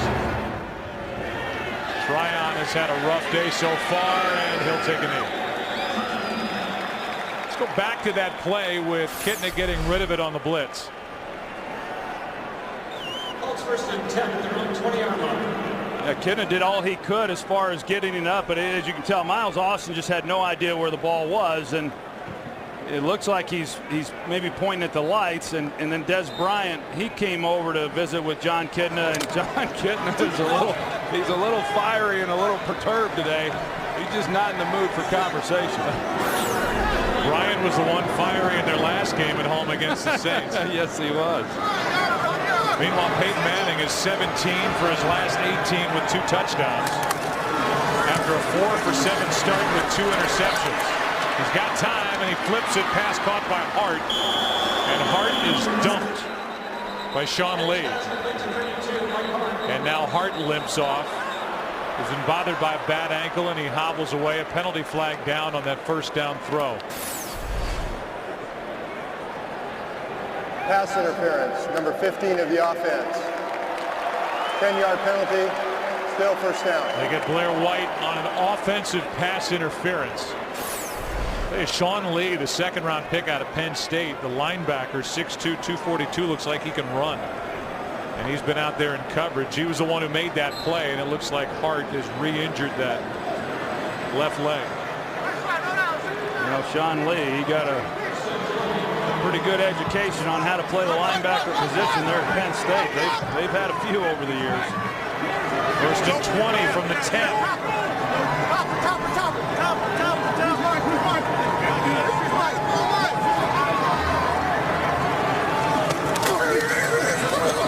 Pass up the seam for Tammy, can't hang on. Sensabaugh broken up. Yeah, it was just Peyton Manning trying to fit one in there to Jacob Tammy, knowing that it was going to be contested because of Sensabaugh, the safety, being in a pretty good location to make a play, and he's just hoping that he could fit it in before Sensabaugh would be able to make contact, and just an awfully tough catch there for Jacob Tammy to try to pull in.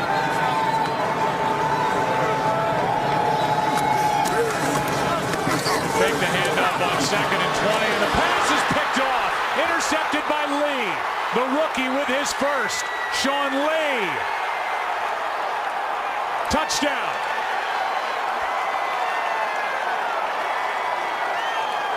Manning trying to force it to Blair White. Those two talk, and it's another pick six against Peyton Manning. And another easy one to make.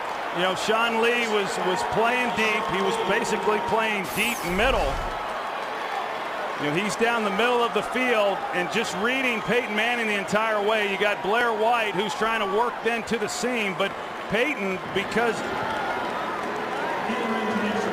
Peyton Manning never saw Sean Lee, and I think part of that, you're seeing Peyton Manning today telegraph throws that you just never saw before. I think part of it is he's not real sure where his own guys are going to be, so he can't so much focus on looking guys off. He's trying to figure out where his players are going to be, and as a result, these defensive players, safeties, and that time Sean Lee getting a jump on the ball. And so for Sean Lee, the second-round pick, his first interception, 31-yard return for the touchdown, his first touchdown. And Peyton Manning has a talk with one of the young Colt receivers.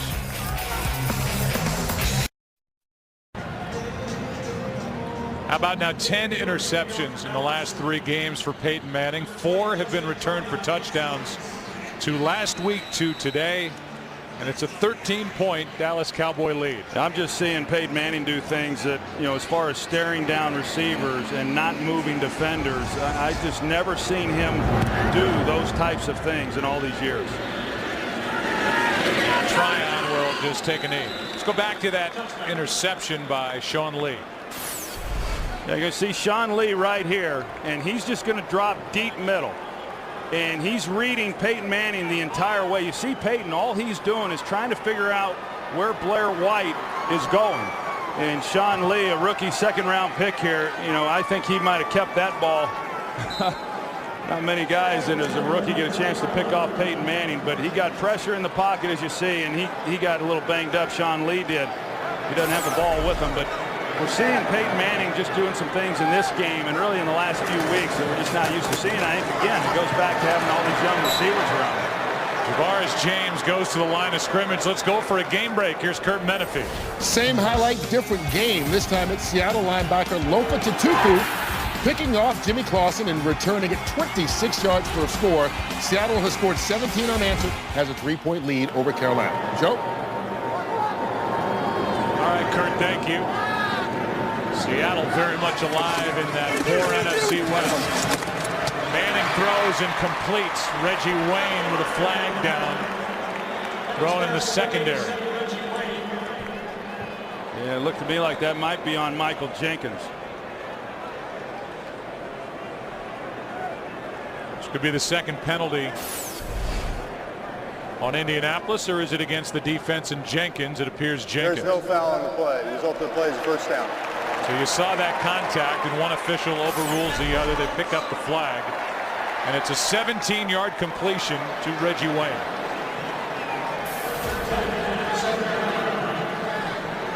Under 5 to play third quarter.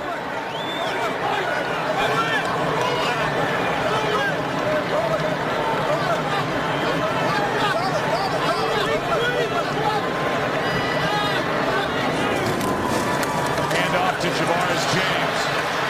And James over the left side with one of the better runs of the day, a 5-yard gain. Brady James on the stop. And you can talk about Troy trying to force the run, but a lot of that's got to be Peyton Manning up at the line. He seems to have free will and reign to do whatever he wants, either into a run, out of it, and yet he's still trying to stick with it.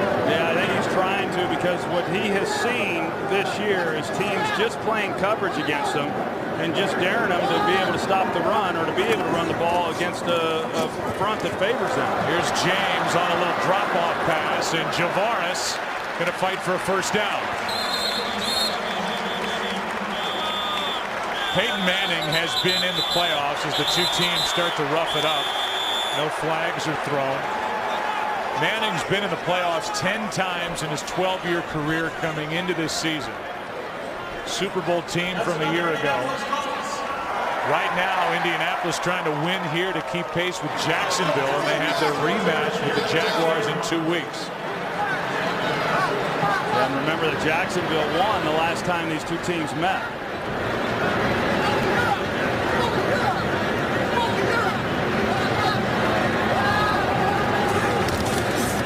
Hand off to Javaris James. Spins into Dallas territory, but flags fly. Umpire threw it. Here's Pete Personal Morelli. foul, grabbing the face mask, number 81 of the offense. 15-yard penalty, still first down. Brody Eldridge. You're going to see right here, Dallas is playing with the safeties deep right here. The tight end is the one who had the penalty called against him, but the safeties being deep means that they are playing coverage, and now you've got a numbers advantage to be able to run the football, or you should be able to. And that's what Peyton Manning has been looking at, not just in this game, but he's been looking at it each and every week. And so teams are playing coverage, and with that, you've got to be able to run the ball somewhat effectively on early downs. It becomes very difficult to continue to try to throw the football into those looks. But Peyton, I know, is getting frustrated with the lack of success doing it. Here's Javaris James after the 15-yard penalty, which is a big one. Thrown to the ground by Brady James after a gain of just 4 with coming up on 2 minutes left in the third quarter. And there is Mike Hart, who is again bothered by an ankle injury. Joseph Adai, who does everything from the running back position for the Colts, is missing his 6th straight game with a neck injury. May come back next week. They need him. Manning to the sideline. There's Eldridge.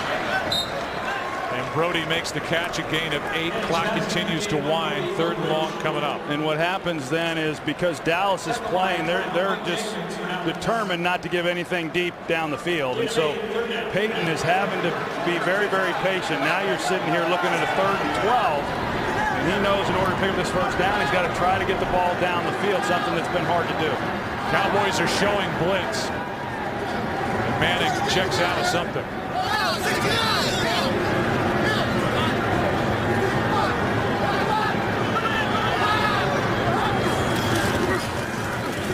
Manning steps up, throws, and hits Blair White for a first down.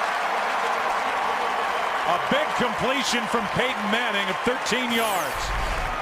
You know, well, Blair White's going to run a good route here, but Terrence Newman sees it, and he plays it very well. He was just a little bit late getting back to it, but he got his head around, saw that Blair White was coming out to the sideline, but the ball beat him before he was able to make a play. That was a good 3rd down conversion there by the Colts. Take the inside handoff. Manning down the middle. Pass is caught. Short of the end zone is Reggie Wayne. They'll mark him at the 1.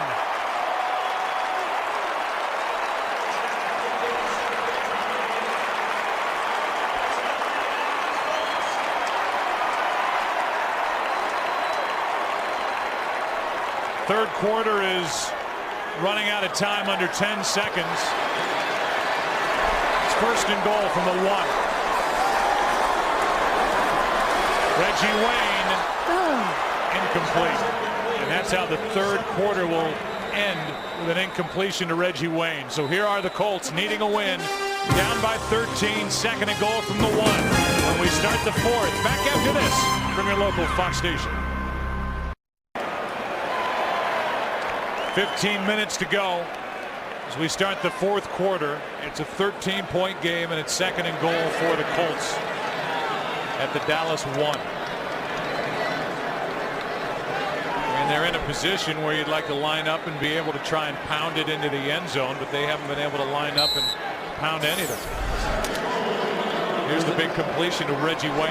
Yeah, they had a nice route combination. They ran Jacob Tamme vertically on the safety to hold him, which forced then the one-on-one matchup with Michael Jenkins.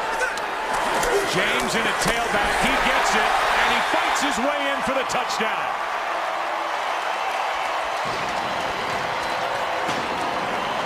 And a good effort by Javaris James. His third rushing touchdown of the season.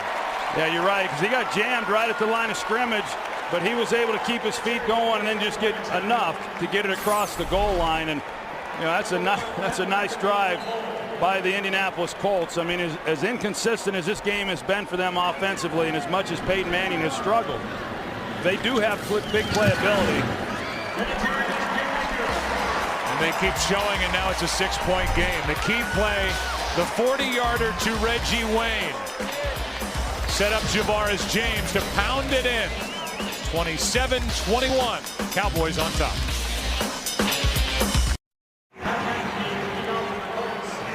(27-21). Reggie Wayne has been doing it for a long time. He set it up. He's got 7 catches in this game. He got a 40-yarder from Peyton Manning. 83 catches on the season. 751 completions from Peyton Manning in the time they've spent together. It's the #2 duo in yardage in NFL history. #1 is Peyton Manning and Marvin Harrison. Here's Des Bryant. A little hesitation. Showing off his speed. Gets by McAfee. Penalty flag comes in. And Tryon saves a touchdown, but a flag is down at the 41. He is electrifying. Boy, I'll say, he showed great patience there, and I think he kind of lulled everybody to slow down a little bit. And then he saw a little crease and hit it. The flag was thrown late in the return by Des Bryant. Here's a call. During the return, holding. Receiving team, 10-yard penalty, first down.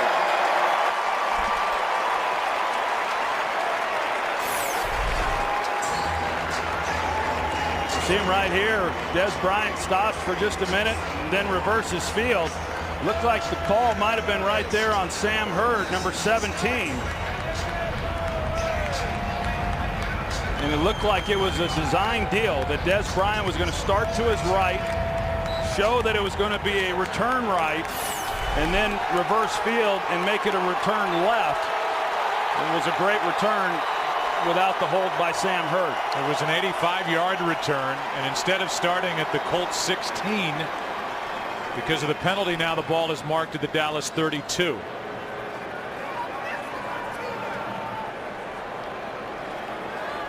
So a little stoppage prior to first down, Dallas. The snap of the football, and here we go. Dallas up by 6.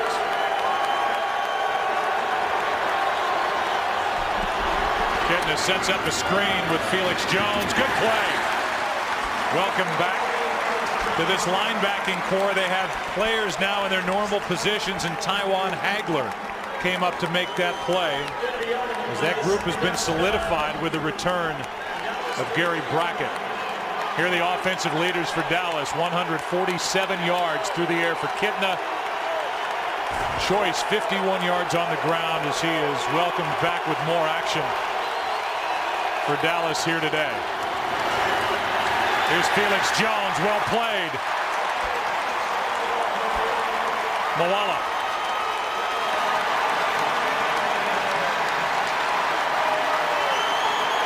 Third and 7.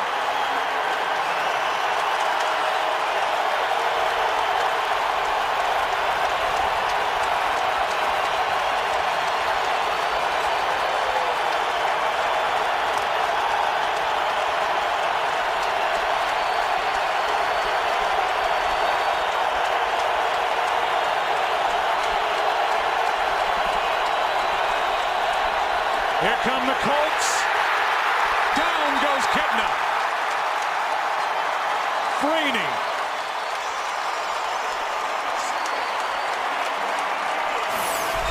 Well, Dwight Freeney, you're going to see the spin move right here up top. Him one-on-one on Doug Free, and he gets Doug Free worrying about the speed rush to the outside, the spin move underneath. John Kitna going down with a sack. And this defense for the Colts just stepped up. 8th sack of the year for Freeney. And that's his first tackle overall in this game. And it's blocked. Blocked by the Colts into the end zone. Touchdown, Taj Smith.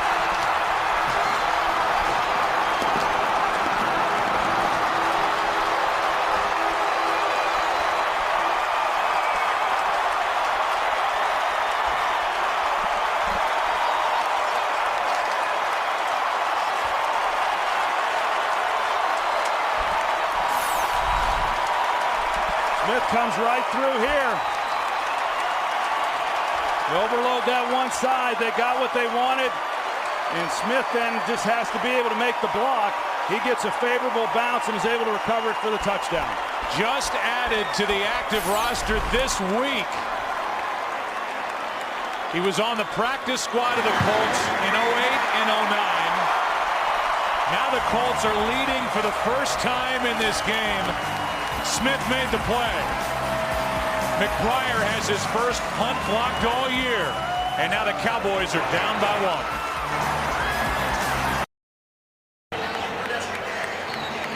Well, Taj Smith made the play for the Colts. Their last blocked punt return for a touchdown was in '89 against the 49ers. And Smith, who had a good preseason but hurt his hamstring during camp, was cut. The Colts had to wait until November to re-sign him. Just activated him. And he makes the special teams play to put the Colts on top for the first time all day. Dez Bryant can't make the 20. Cavell Connor on the stop. Here's the block.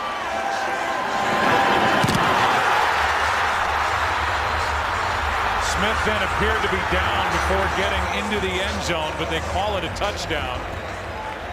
No red flag was thrown. He would have clearly been short of the end zone, but then you're talking about first and goal from the 1. Now Dez Bryant, the rookie, is down and needing attention from the Cowboys training staff. We'll take a break as they hold their breath on the Dallas. They were looking at the right leg. It might be the right ankle or knee. And Dez Bryant needs a lot of help to get off the field after returning that kick. You see the foot, ankle underneath the body of Cavell Connor. Always the danger of somebody that effective as a receiver returning kicks. As Felix Jones picks up 3. Antonio Johnson made the stop, and here's one more look at Dez Bryant. Tackle by Cavell Connor. Yeah, they were looking at the right ankle, and Dez Bryant had a high ankle sprain going back to training camp that's been kind of bothering him throughout the year. But how about the difference special teams made on that last possession? You get the Dez Bryant return that's brought back because of penalty on Sam Hurd, and then you get the Taj Smith punt block, and a big chain of events just on special teams alone. On second down, on the ground, the carry by Felix Jones for a first down. And Dallas gets 10 yards from Felix Jones. The first ever American Country Awards, hosted by Trace Adkins. Over 15 performances from country music's biggest stars. The only country music award show where you vote for the winner. The American Country Awards live tomorrow at 8 Eastern, 7 Central only on Fox. First down, Dallas. You know what I'll be watching tomorrow night? From the 33. Cowboys with 152 rush yards on the day. Tashard Choice adds 3 more. So the Colts, who trailed 17-0 1 minute into the second quarter of this game, now lead at 28-27. Special teams coordinator Ray Richleski for the Indianapolis Colts has to be pleased with what Taj Smith was able to do on that block punt for the touchdown. Well, no doubt. I mean, it's been big plays, whether it's the block punt or the offensive side of the ball. We've seen the interceptions, the interception for a touchdown by Sean Lee, but the Colts come right back with big plays to get themselves right in the game. Here's Choice, and he's tripped up. Good play made by Buffet. Might have saved a big play. A gain of just 1. Yeah, that was a nice play because he had blocking out in front, and it looked like that was going to go for a nice gain for Choice had Buffet not have been there to make that play. So now, once again, a critical third down play.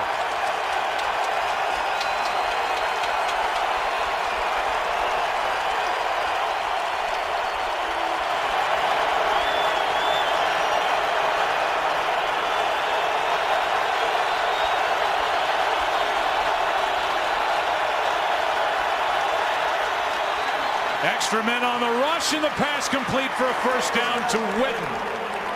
10 yards and a first down, a third down conversion. Third catch for Jason Witten. We haven't seen the Colts bring a lot of pressure. They brought linebacker there, Tywan Hagler. Then he has to be the guy who comes over and covers Jason Witten. If Jason Witten releases vertically off the ball, it's going to be very difficult, as it was, for Hagler then to get there and make a play. Trying to disguise what they were doing within the defensive scheme. Freed up Witten for that first down.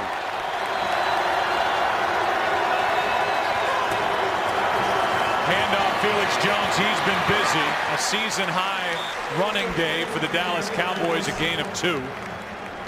And Felix Jones, who has the only 100-yard individual rushing day this season for Dallas, is up around the 70-yard mark. He's carried it 17 times for 68. Yeah, Dallas was going to have to come into this game and continue doing the things that they have done in recent weeks. Stay balanced, run the football, try to neutralize Dwight Freeney and Robert Mathis. They have not only been able to run the ball, but they've been able to run the ball well. You know, it's one thing to have rushing attempts. It's another thing to have success while you're doing that. Kevin Ogletree is in the lineup now for Dallas. Here's Witten. And he is tripped up, brought down right at the marker. Ogletree, who's been inactive for 7 straight games, a special teamer, was moved up to the active list. Now with Des Bryant out with the ankle injury, Kevin Ogletree, who doesn't have a catch all year, is in an important spot for the Dallas Cowboys, and we are going to get a measurement. You know, Jason Witten, I know, was a concern coming into this game. He is each and every week. But Larry Coyer, the defensive coordinator, he said, we do not have a guy on our team defensively that can cover Jason Witten one-on-one.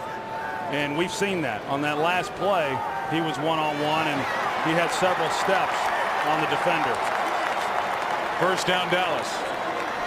You talk about Larry Coyer, defensive coordinator. It's up to his group after the Colts in a really important game here with a record of 6-5, having lost 3 of their last 4, and at the moment trailing the Jaguars in the division. They've lost the head-to-head to Jacksonville earlier in the year.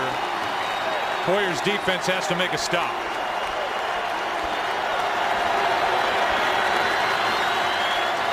Choice gets it, and Tashard pushes the pile down near the 38, a gain of 5. Big Leonard Davis pulled on that power play to the left, and I laugh because Leonard Davis has struggled a little bit this year. But what did Larry Coyer tell us on Friday? He said, I'm watching film on the Cowboys, and Leonard Davis is about the biggest human being I've ever seen, and I find myself just mesmerized watching him on film. I'm surprised he even saw what Jason Witten did on film based on listening to him, because Leonard Davis is an awfully big man. 355 pounds. Here's a toss to Choice. Tashard Choice, another big run. Averaged 5 yards a carry his first 2 seasons in the NFL. He is over 6 yards a carry today. That's good for 26. Well, they're able to take advantage of the pursuit by Dwight Freeney. You're going to see him here up the field, and then you get him outflanked, and it works still because you're able to then get Jason Witten up on Justin Tyrone, the corner. And so because Freeney's not staying with contain, he's trying to crash down on the ball carrier, and then with the block by Witten, you get the gain you got. 26-yard carry. Here's Felix Jones.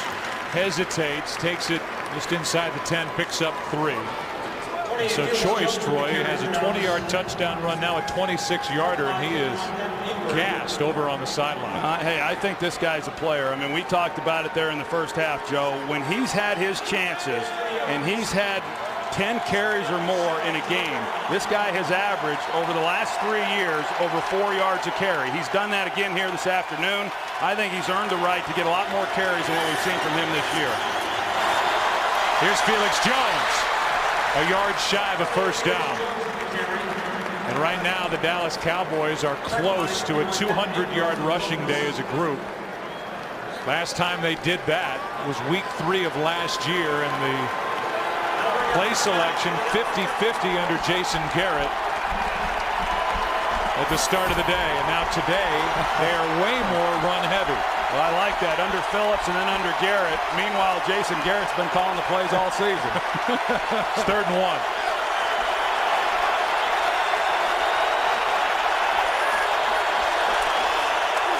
Felix Jones, first down. And how many times, Troy, do you and I talk to coaches around the NFL, and it's boring, and they all say it. We've got to run the ball. We've got to stop the run. And the Colts can't stop the run, and they have proven all day that they cannot run the ball. Well, that's right, and that's been a real problem for this Colts team, both offensively and then defensively as well. I mean, when you're able to take some of the pressure off of John Kitna by running the ball for over 200 yards, I mean, that's nice. We've seen how difficult the sledding's been for Peyton Manning. Choice came down short of the goal line. Got about half a yard. Brackett made the stop, 2nd and goal. You know, I'm impressed, though, Joe, with this Dallas team. You know, for a team that comes into this game at 3-8, and they just don't let up. We've been watching them now for the last 4 games, and you would never know watching this team play that they're out of the playoffs. This is a spot where they would likely go for 2 if they score a touchdown. They trail by 1. That one's batted down. Knocked away by Keontae Dawson. It's 3rd and goal. Yeah, he just gets his hand up, and Kitna's trying to, like he's trying to throw the fade route, but that was an awfully, no, he had to slant there to Miles Austin, and Miles Austin certainly was open. So Keontae Dawson just saved a touchdown pass.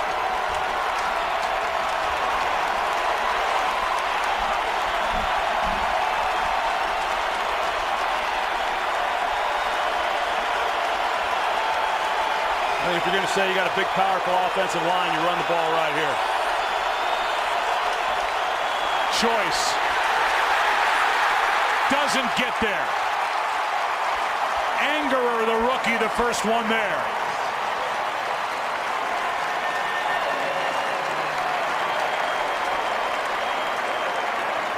Well, Martellus Bennett gets blown off the ball. You're going to see him here. He's got a block down, and he gets pressure in the backfield, and then there's just nowhere for Tashard Choice to go. That is a great job defensively by Indianapolis when Dallas got 1st and goal from about the 1-yard line, and to keep them from scoring a touchdown and holding them here to a field goal. That's just an excellent job. This is less than an extra point distance-wise, 19 yards for Beeler. But nothing's been automatic. That is. And the penalty flag is down. They're going to have to make him re-kick. It's a delay of game. So that'll turn it into a 24-yard try. And I know you have to take the points. I know there's no decision when you've got 4th and goal from the 1. You haven't been able to get in. But now you're going to kick a field goal, and you're going to give the ball back to Peyton Manning, where you only need to get into field goal range with a guy like Vinatieri waiting on the sideline. You're 3-8. You're out of the race. I mean, I think you could. It's at least worth the discussion. Well, 3-8 or 8-3. I think Jason Garrett is calling this to do what he thinks will help him win the game. You have to take the points here and take the lead, but it certainly does change what Peyton Manning is thinking over on that Colts sideline. So a 24-yard try to regain the lead.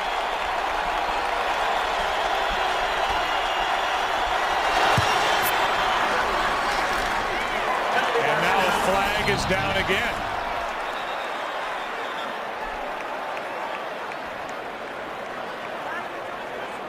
Let's see what the call is. Foster took a leap onto a teammate's back. And Jason Garrett, it's definitely against the Colts as they explain it to Jason Garrett. Here's the call. Unsportsmanlike conduct. Number 68. The defense. Leverage. Half the distance to the goal. Automatic first down. So now the Dallas Cowboys take the points off the board and have an automatic first down. And it was Eric Foster, by using leverage, guilty of the unsportsmanlike conduct. So the offense comes back onto the field for the Dallas Cowboys. It's 1st and goal again. Watch 68 there leaping on the back of Gerard. So there was no teammate, but he ends up on the back of Gerard. And that's the call to set up. Yeah, but I think they missed one there, Joe. I don't know that that's necessarily illegal. I know you can't use your own player, your own teammate, to go up on somebody. Well, we have Mike Pereira to talk to, and we will get a clarification on this. But it's 1st and goal according to this officiating crew. Choice knocked down by Lacey at the 2. A gain of 1. It's 2nd and goal. That's a nice job there by Jacob Lacey. Mike Pereira is with us. What did you think of that call, Mike? That's leverage. You know, it doesn't make a difference if you go onto a teammate or an opponent. You can't put a knee or a foot on top of an opponent or a teammate and extend for height. If you do extend, reach that hand up to try to block the kick, it's actually the classic definition of leverage. So there you go. The proper call made to give the Cowboys this golden opportunity down by 1. Here's Choice.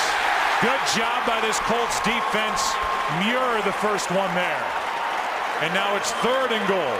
Well, they're just beating Dallas off the line of scrimmage. You're right. Dan Muir, he just splits right through the offensive line there of the Cowboys. And again, he's in the backfield. We've seen it each time that Dallas has tried to run the ball. This defensive front for the Colts is just whipping this Dallas Cowboys offensive front. And now a timeout is taken by Indianapolis. Jim Caldwell, the head coach, came running down to call the timeout. And the leverage call could mean nothing more than just taking time off the clock if the Colts defense can't come up with a stop here on 3rd and goal. As it is, 2:43 left, and the Colts now have just 1 timeout remaining. It seems at this point inevitable, barring something out of the ordinary, that the Colts are going to find themselves trailing. The question is by how much. The day for Manning, the day for Kitna, who's thrown for 164 yards. Here we go. Well, they won't be running it here.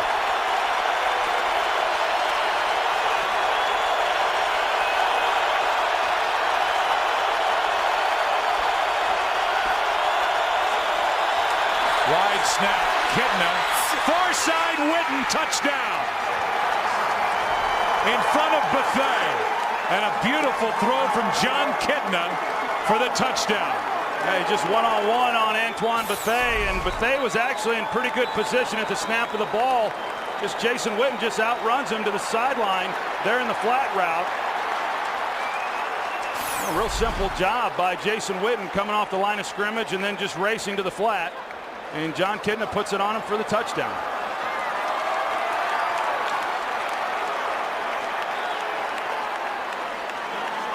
So now going for 2 for the Cowboys. Try and make it a 7-point game.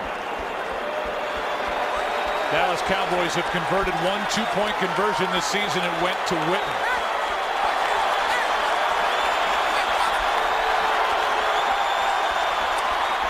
Kidna fires. Roy Williams. 2 points and a 7-point lead. What a throw from John Kidna. He laid it out there perfectly, and Roy Williams caught it in stride. The Colts defense can't make a stop. Cowboys got another chance because of the penalty. Turn it in to 8 points and lead by 7.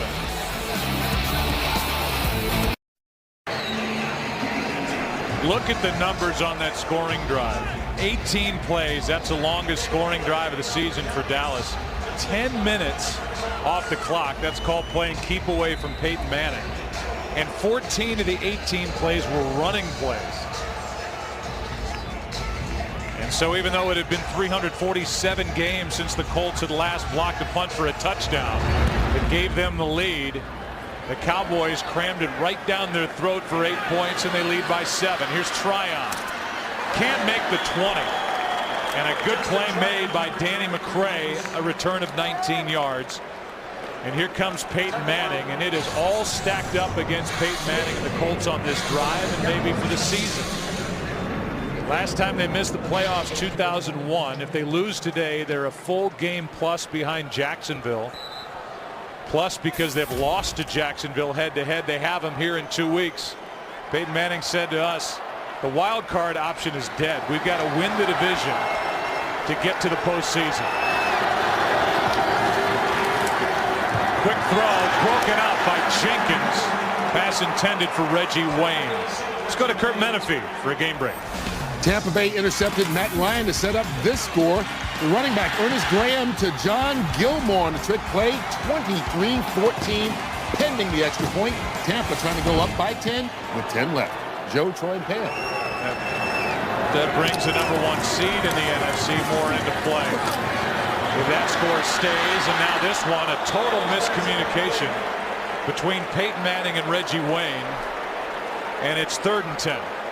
Yeah, it's one thing when it happens with Blair White, but when there's a miscommunication with Reggie Wayne, these guys have been playing together for too long. But you can tell Peyton Manning thought that Reggie Wayne was going to stay up the sideline. Reggie Wayne hooks it up. And it's 3rd and 10. 2 downs to get 10 yards. To keep their hopes alive.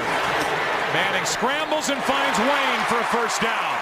Had to step up Peyton Manning, and he found Reggie Wayne for 18 yards. He's having to navigate his own guy in the offensive line. You know, you get pressure from the defensive front, but now he's starting to get pressure from his own players. And with 2:08 remaining, the clock is stopped because Sensabaugh can't get up. You think about the success with the Colts. This is the only team with 10 or more wins and a playoff berth every year since 2002. 8 straight years in the playoffs. 12 or more wins 7 straight years, and they won't make 8. That ends here in 2010, but a streak that started in 03. And yet here they are at 6-5 and staring at 6-6 without a rally here with 2:13 left. Well, I would say that even with some of his guys not here, you know, Dallas Clark, Anthony Gonzalez, Austin Collie, Joseph Adai, we've seen it too many times from Peyton Manning, regardless of who's been on the field with him. I just don't know that you can bet against Peyton Manning in this situation based on his track record. I know it hasn't gone as well this year. We've seen him make some mistakes late in games just like this. We saw it against New England a few weeks ago. But for my money, I'd still put it on Peyton Manning. So now you've got Sensabaugh still hurt. Scandrick is out with a concussion. And a rookie safety, Barry Church, a free agent out of Toledo, has to come in the game. So So they're thin back there, and that's important against a guy like Manning, obviously. Yeah, don't think that's lost on Peyton Manning. Manning slings it, passes caught, what a catch. That's Reggie Wayne again for 13 yards. And we are at the 2-minute warning in Indianapolis. Here come the Colts. Down by 7. 2 to play in Indy.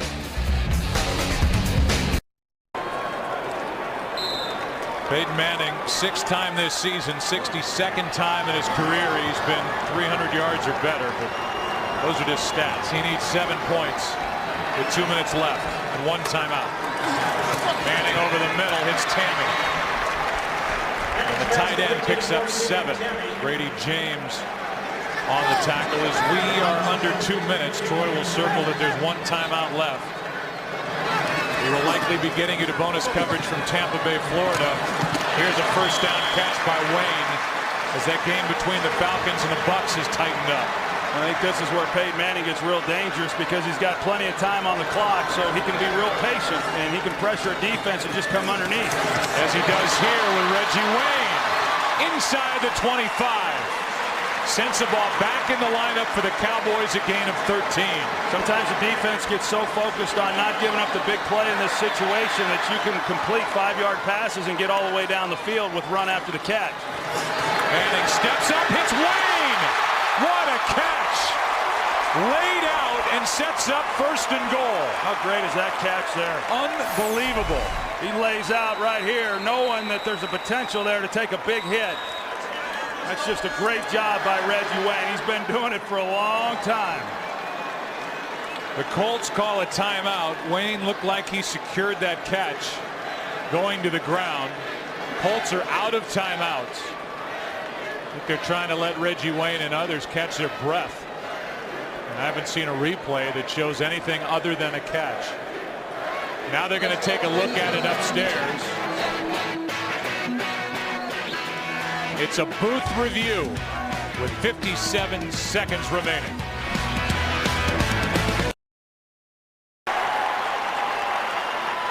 Here's the call. He may have already made it. Here's a call from Pete Morelli. After reviewing the play, the ruling on the field is confirmed. It is a catch. So they have also given the timeout back to the Colts as it went to a booth review, and now Reggie Wayne threw 194 yards on the day, 2 yards shy of a career high. They try and run it with Javaris James, who takes it maybe inches inside the 2. Hatcher on the stop. It'll be 2nd and goal. Again, 1 timeout left for the Colts. James again, touchdown!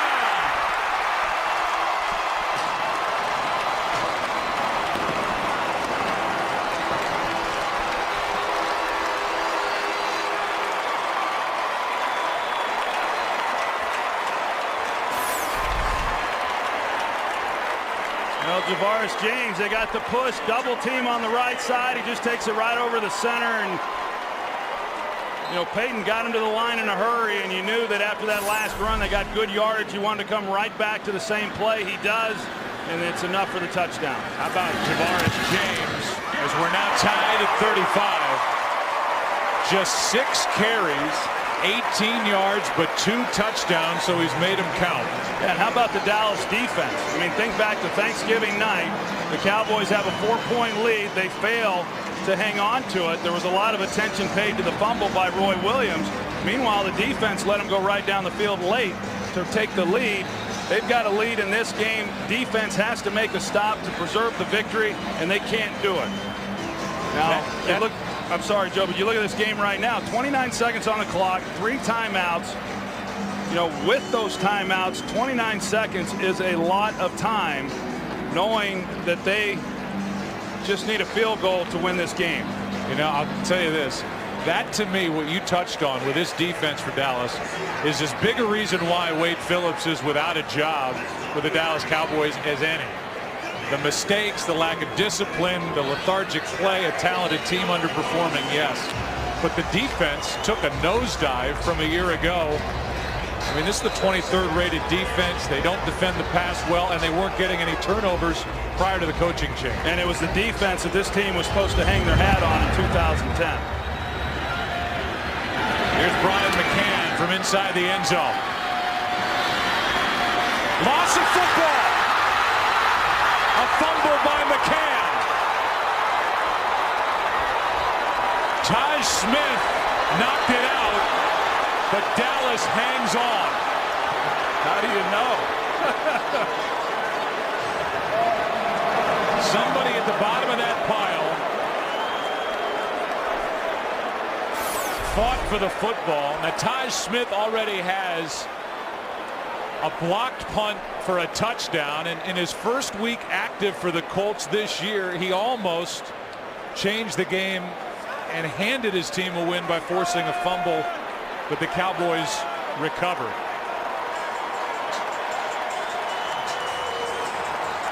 And it was recovered by Miller. That's Lanye Miller, who was just added to the active roster of backup running back. 21 seconds left. And Dallas is just going to say, we'll take this thing into overtime. Despite 3 timeouts, with 21 seconds left, Jason Garrett will head to overtime for the first time. You know, and some may look at that as very odd with 3 timeouts, and you know, in certain circumstances, I think you'd say, okay, hey, let's go see what we can do. But Jason Garrett, as the head coach, he's got to make that decision based on where he thinks his team is at this time. He didn't feel good about it. We're going to regroup, and we're going to see what can happen here in overtime. So here are the overtime rules. The coin toss determines the possession. Remember, the rule change will take effect in the postseason, where if one team goes down and gets a field goal, the other team has a chance to answer. That won't happen in the regular season. 15-minute quarter, you can have a tie. 2 timeouts per team. All replays from the booth. How about Peyton Manning, though? I mean, he comes in, he needs a touchdown to extend this game, shorthanded, and he delivers. How about Reggie Wayne?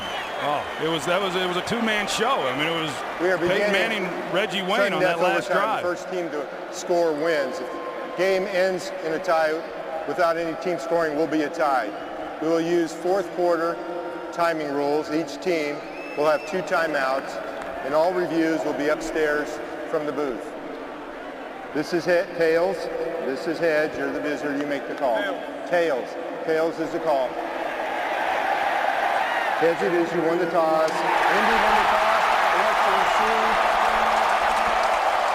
Brady James picked tails. It was heads. Colts will get it. It's overtime in Indianapolis, and a big one for the home team here this evening.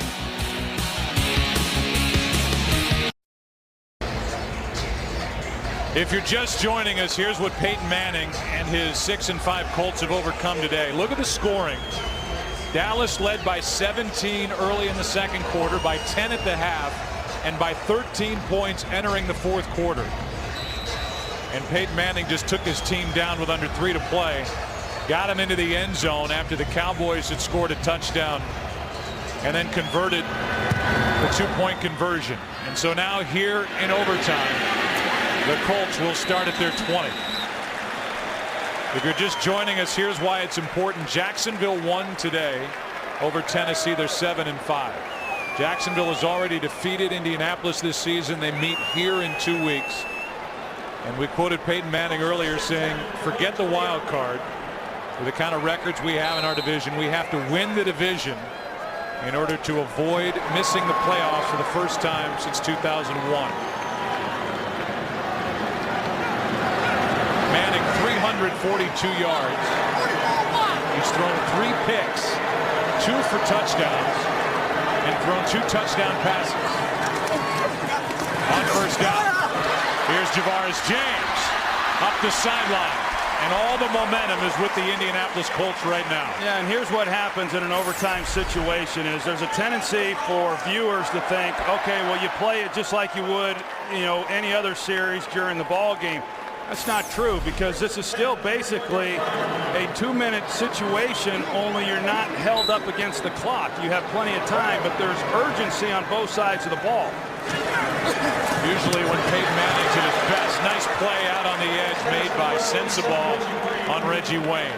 That's right. So now you still have the sense of urgency by the defense, knowing they got to make a stop. Same thing with the offense.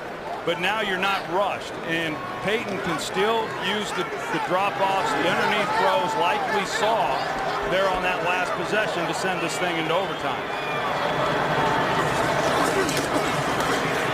Manning steps up, pulls it underneath for Tammy, and he is hit by McCann, a gain of 6. And so a third down coming here for the Colts, who have lost 3 of their last 4. Well, a third down, and a down that they've been good all season, and they've been really good here again today.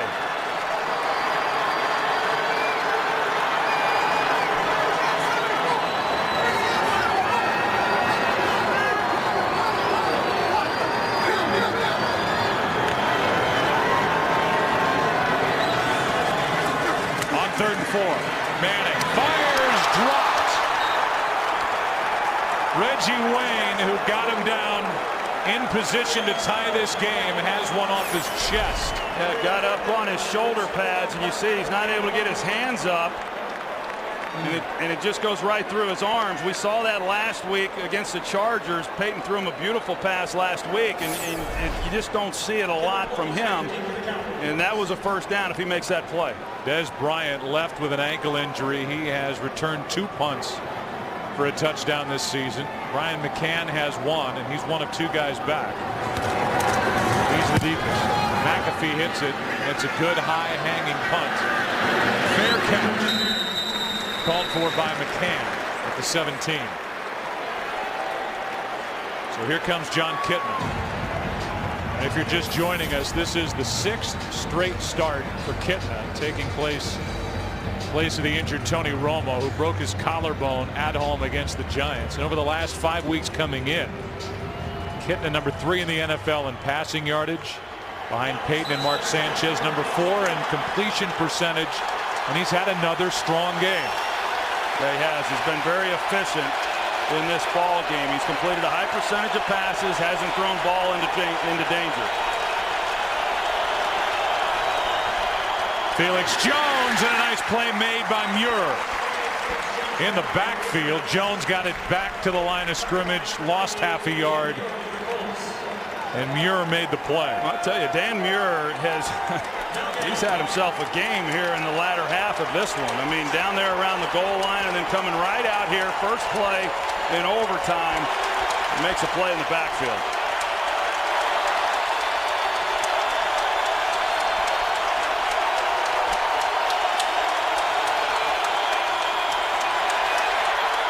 Here's Felix Jones. Play made by Hagler. Gain of just 2. And now you get into that battle of field position as this Colts defense tries to make something happen. Well, this is when the big players step up, and Dwight Freeney had a nice bull rush on Doug Free right into the lap of John Kitna. I don't know if that's where he wanted to go with the ball, but it's where he had to throw it because he wasn't going to have any more time to hang on to it.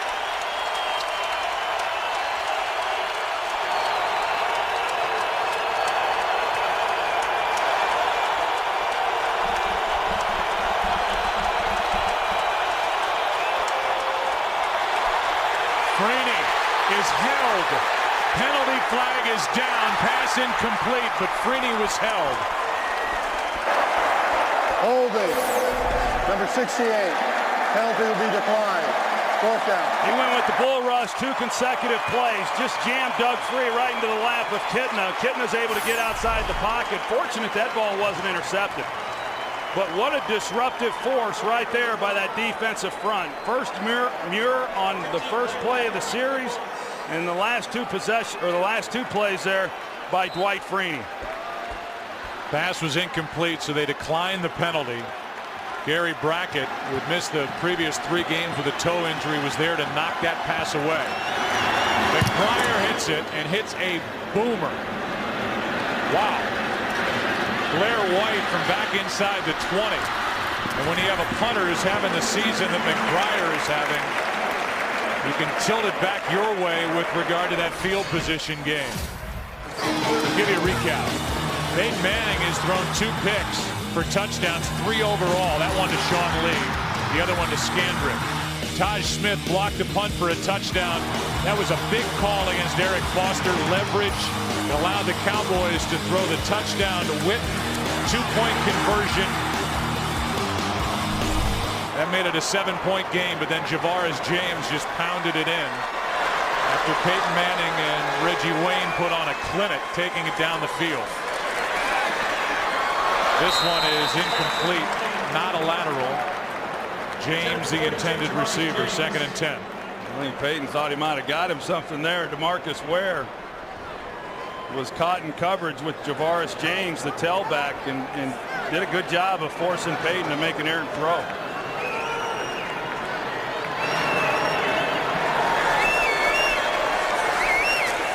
Second down and 10. Pass is caught by Reggie Wayne. It's a catch. It's a gain of 6. 3rd down coming up. One thing we are seeing is a lot of contested throws, especially the ones being made to Reggie Wayne. Jenkins with a good coverage. And he's been right in Reggie Wayne's face all day.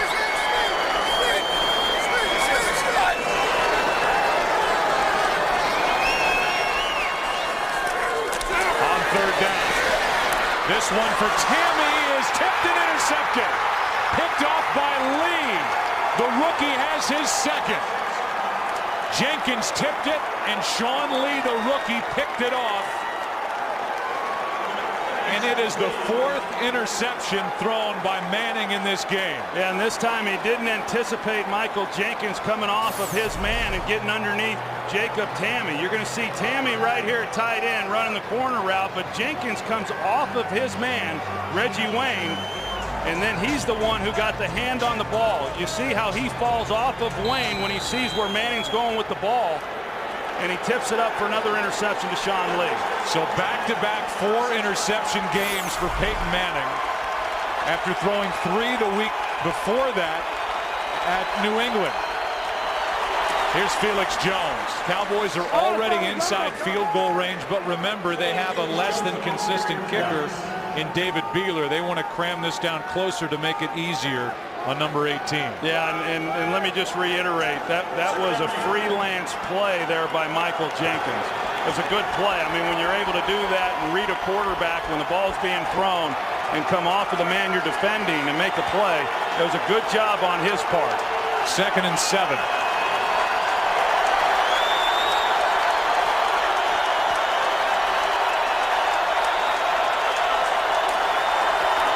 Handoff, Choice, a yard shy of a 1st down. Let's go for a quick game break. Here's Kurt Menefee. And the Atlanta Falcons have come back. Matt Ryan hooking up with Michael Jenkins' 9-yard score to give the Falcons the lead, 28-24. We'll take you to this key NFC matchup if your game is done before it is completed. Joe, Troy, and Pam. What a good game there. Good game here. Overtime, 3rd and 1, Dallas.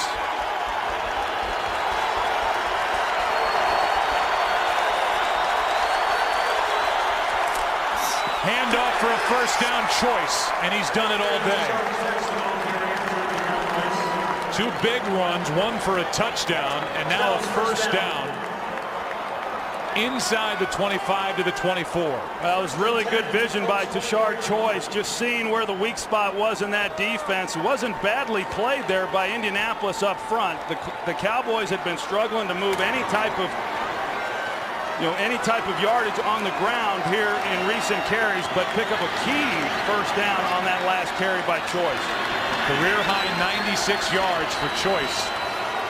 He gets it again and adds to it. How about a quick update on Des Bryant? Here's Pam Oliver. Yeah, Joe, you mentioned Des Bryant had that ankle injury. Well, we just got more official word on it. Bryant with the ankle injury, it is actually a fracture. Back to you. So the rookie who has 6 receiving touchdowns, 8 overall, fractures his ankle returning a kick. his offensive teammates are trying to win this game. 2nd and 8. Choice again. And Tashard Choice picks up 2. And Choice now has the second 100-yard day for a Dallas Cowboy running back.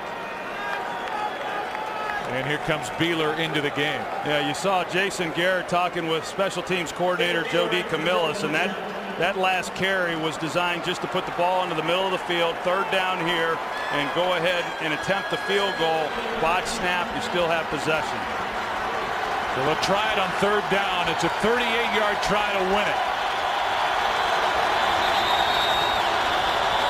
And a timeout is taken. So Jason Garrett, timeout taken by the Colts. Jason Garrett, who's 2-1 as interim head coach, talking to Hudson Houck, the longtime offensive line coach of the Cowboys and other stops, told us before the game of all the head coaches he's seen talk to a room full of players, Jason Garrett is number 2 all time to the great John Robinson, who's actually here in the stadium today doing radio of this game. And he thinks the world of the job Garrett has done for a team that looked like it had quit.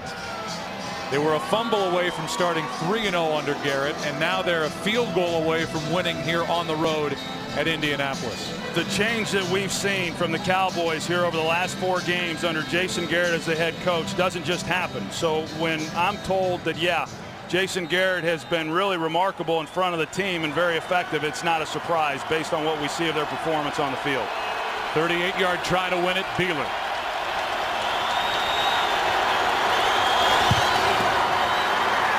Cowboys win it in overtime.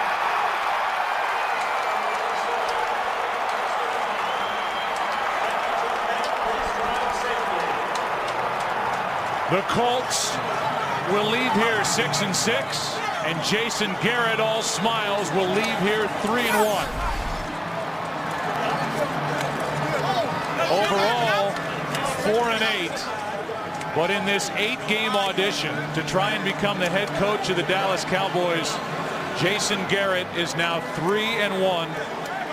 He's won at the Giants, at home against Detroit, lost to New Orleans on Thanksgiving, and wins in Indianapolis. Take a break and come back. Cowboys win it in overtime. More to come after this.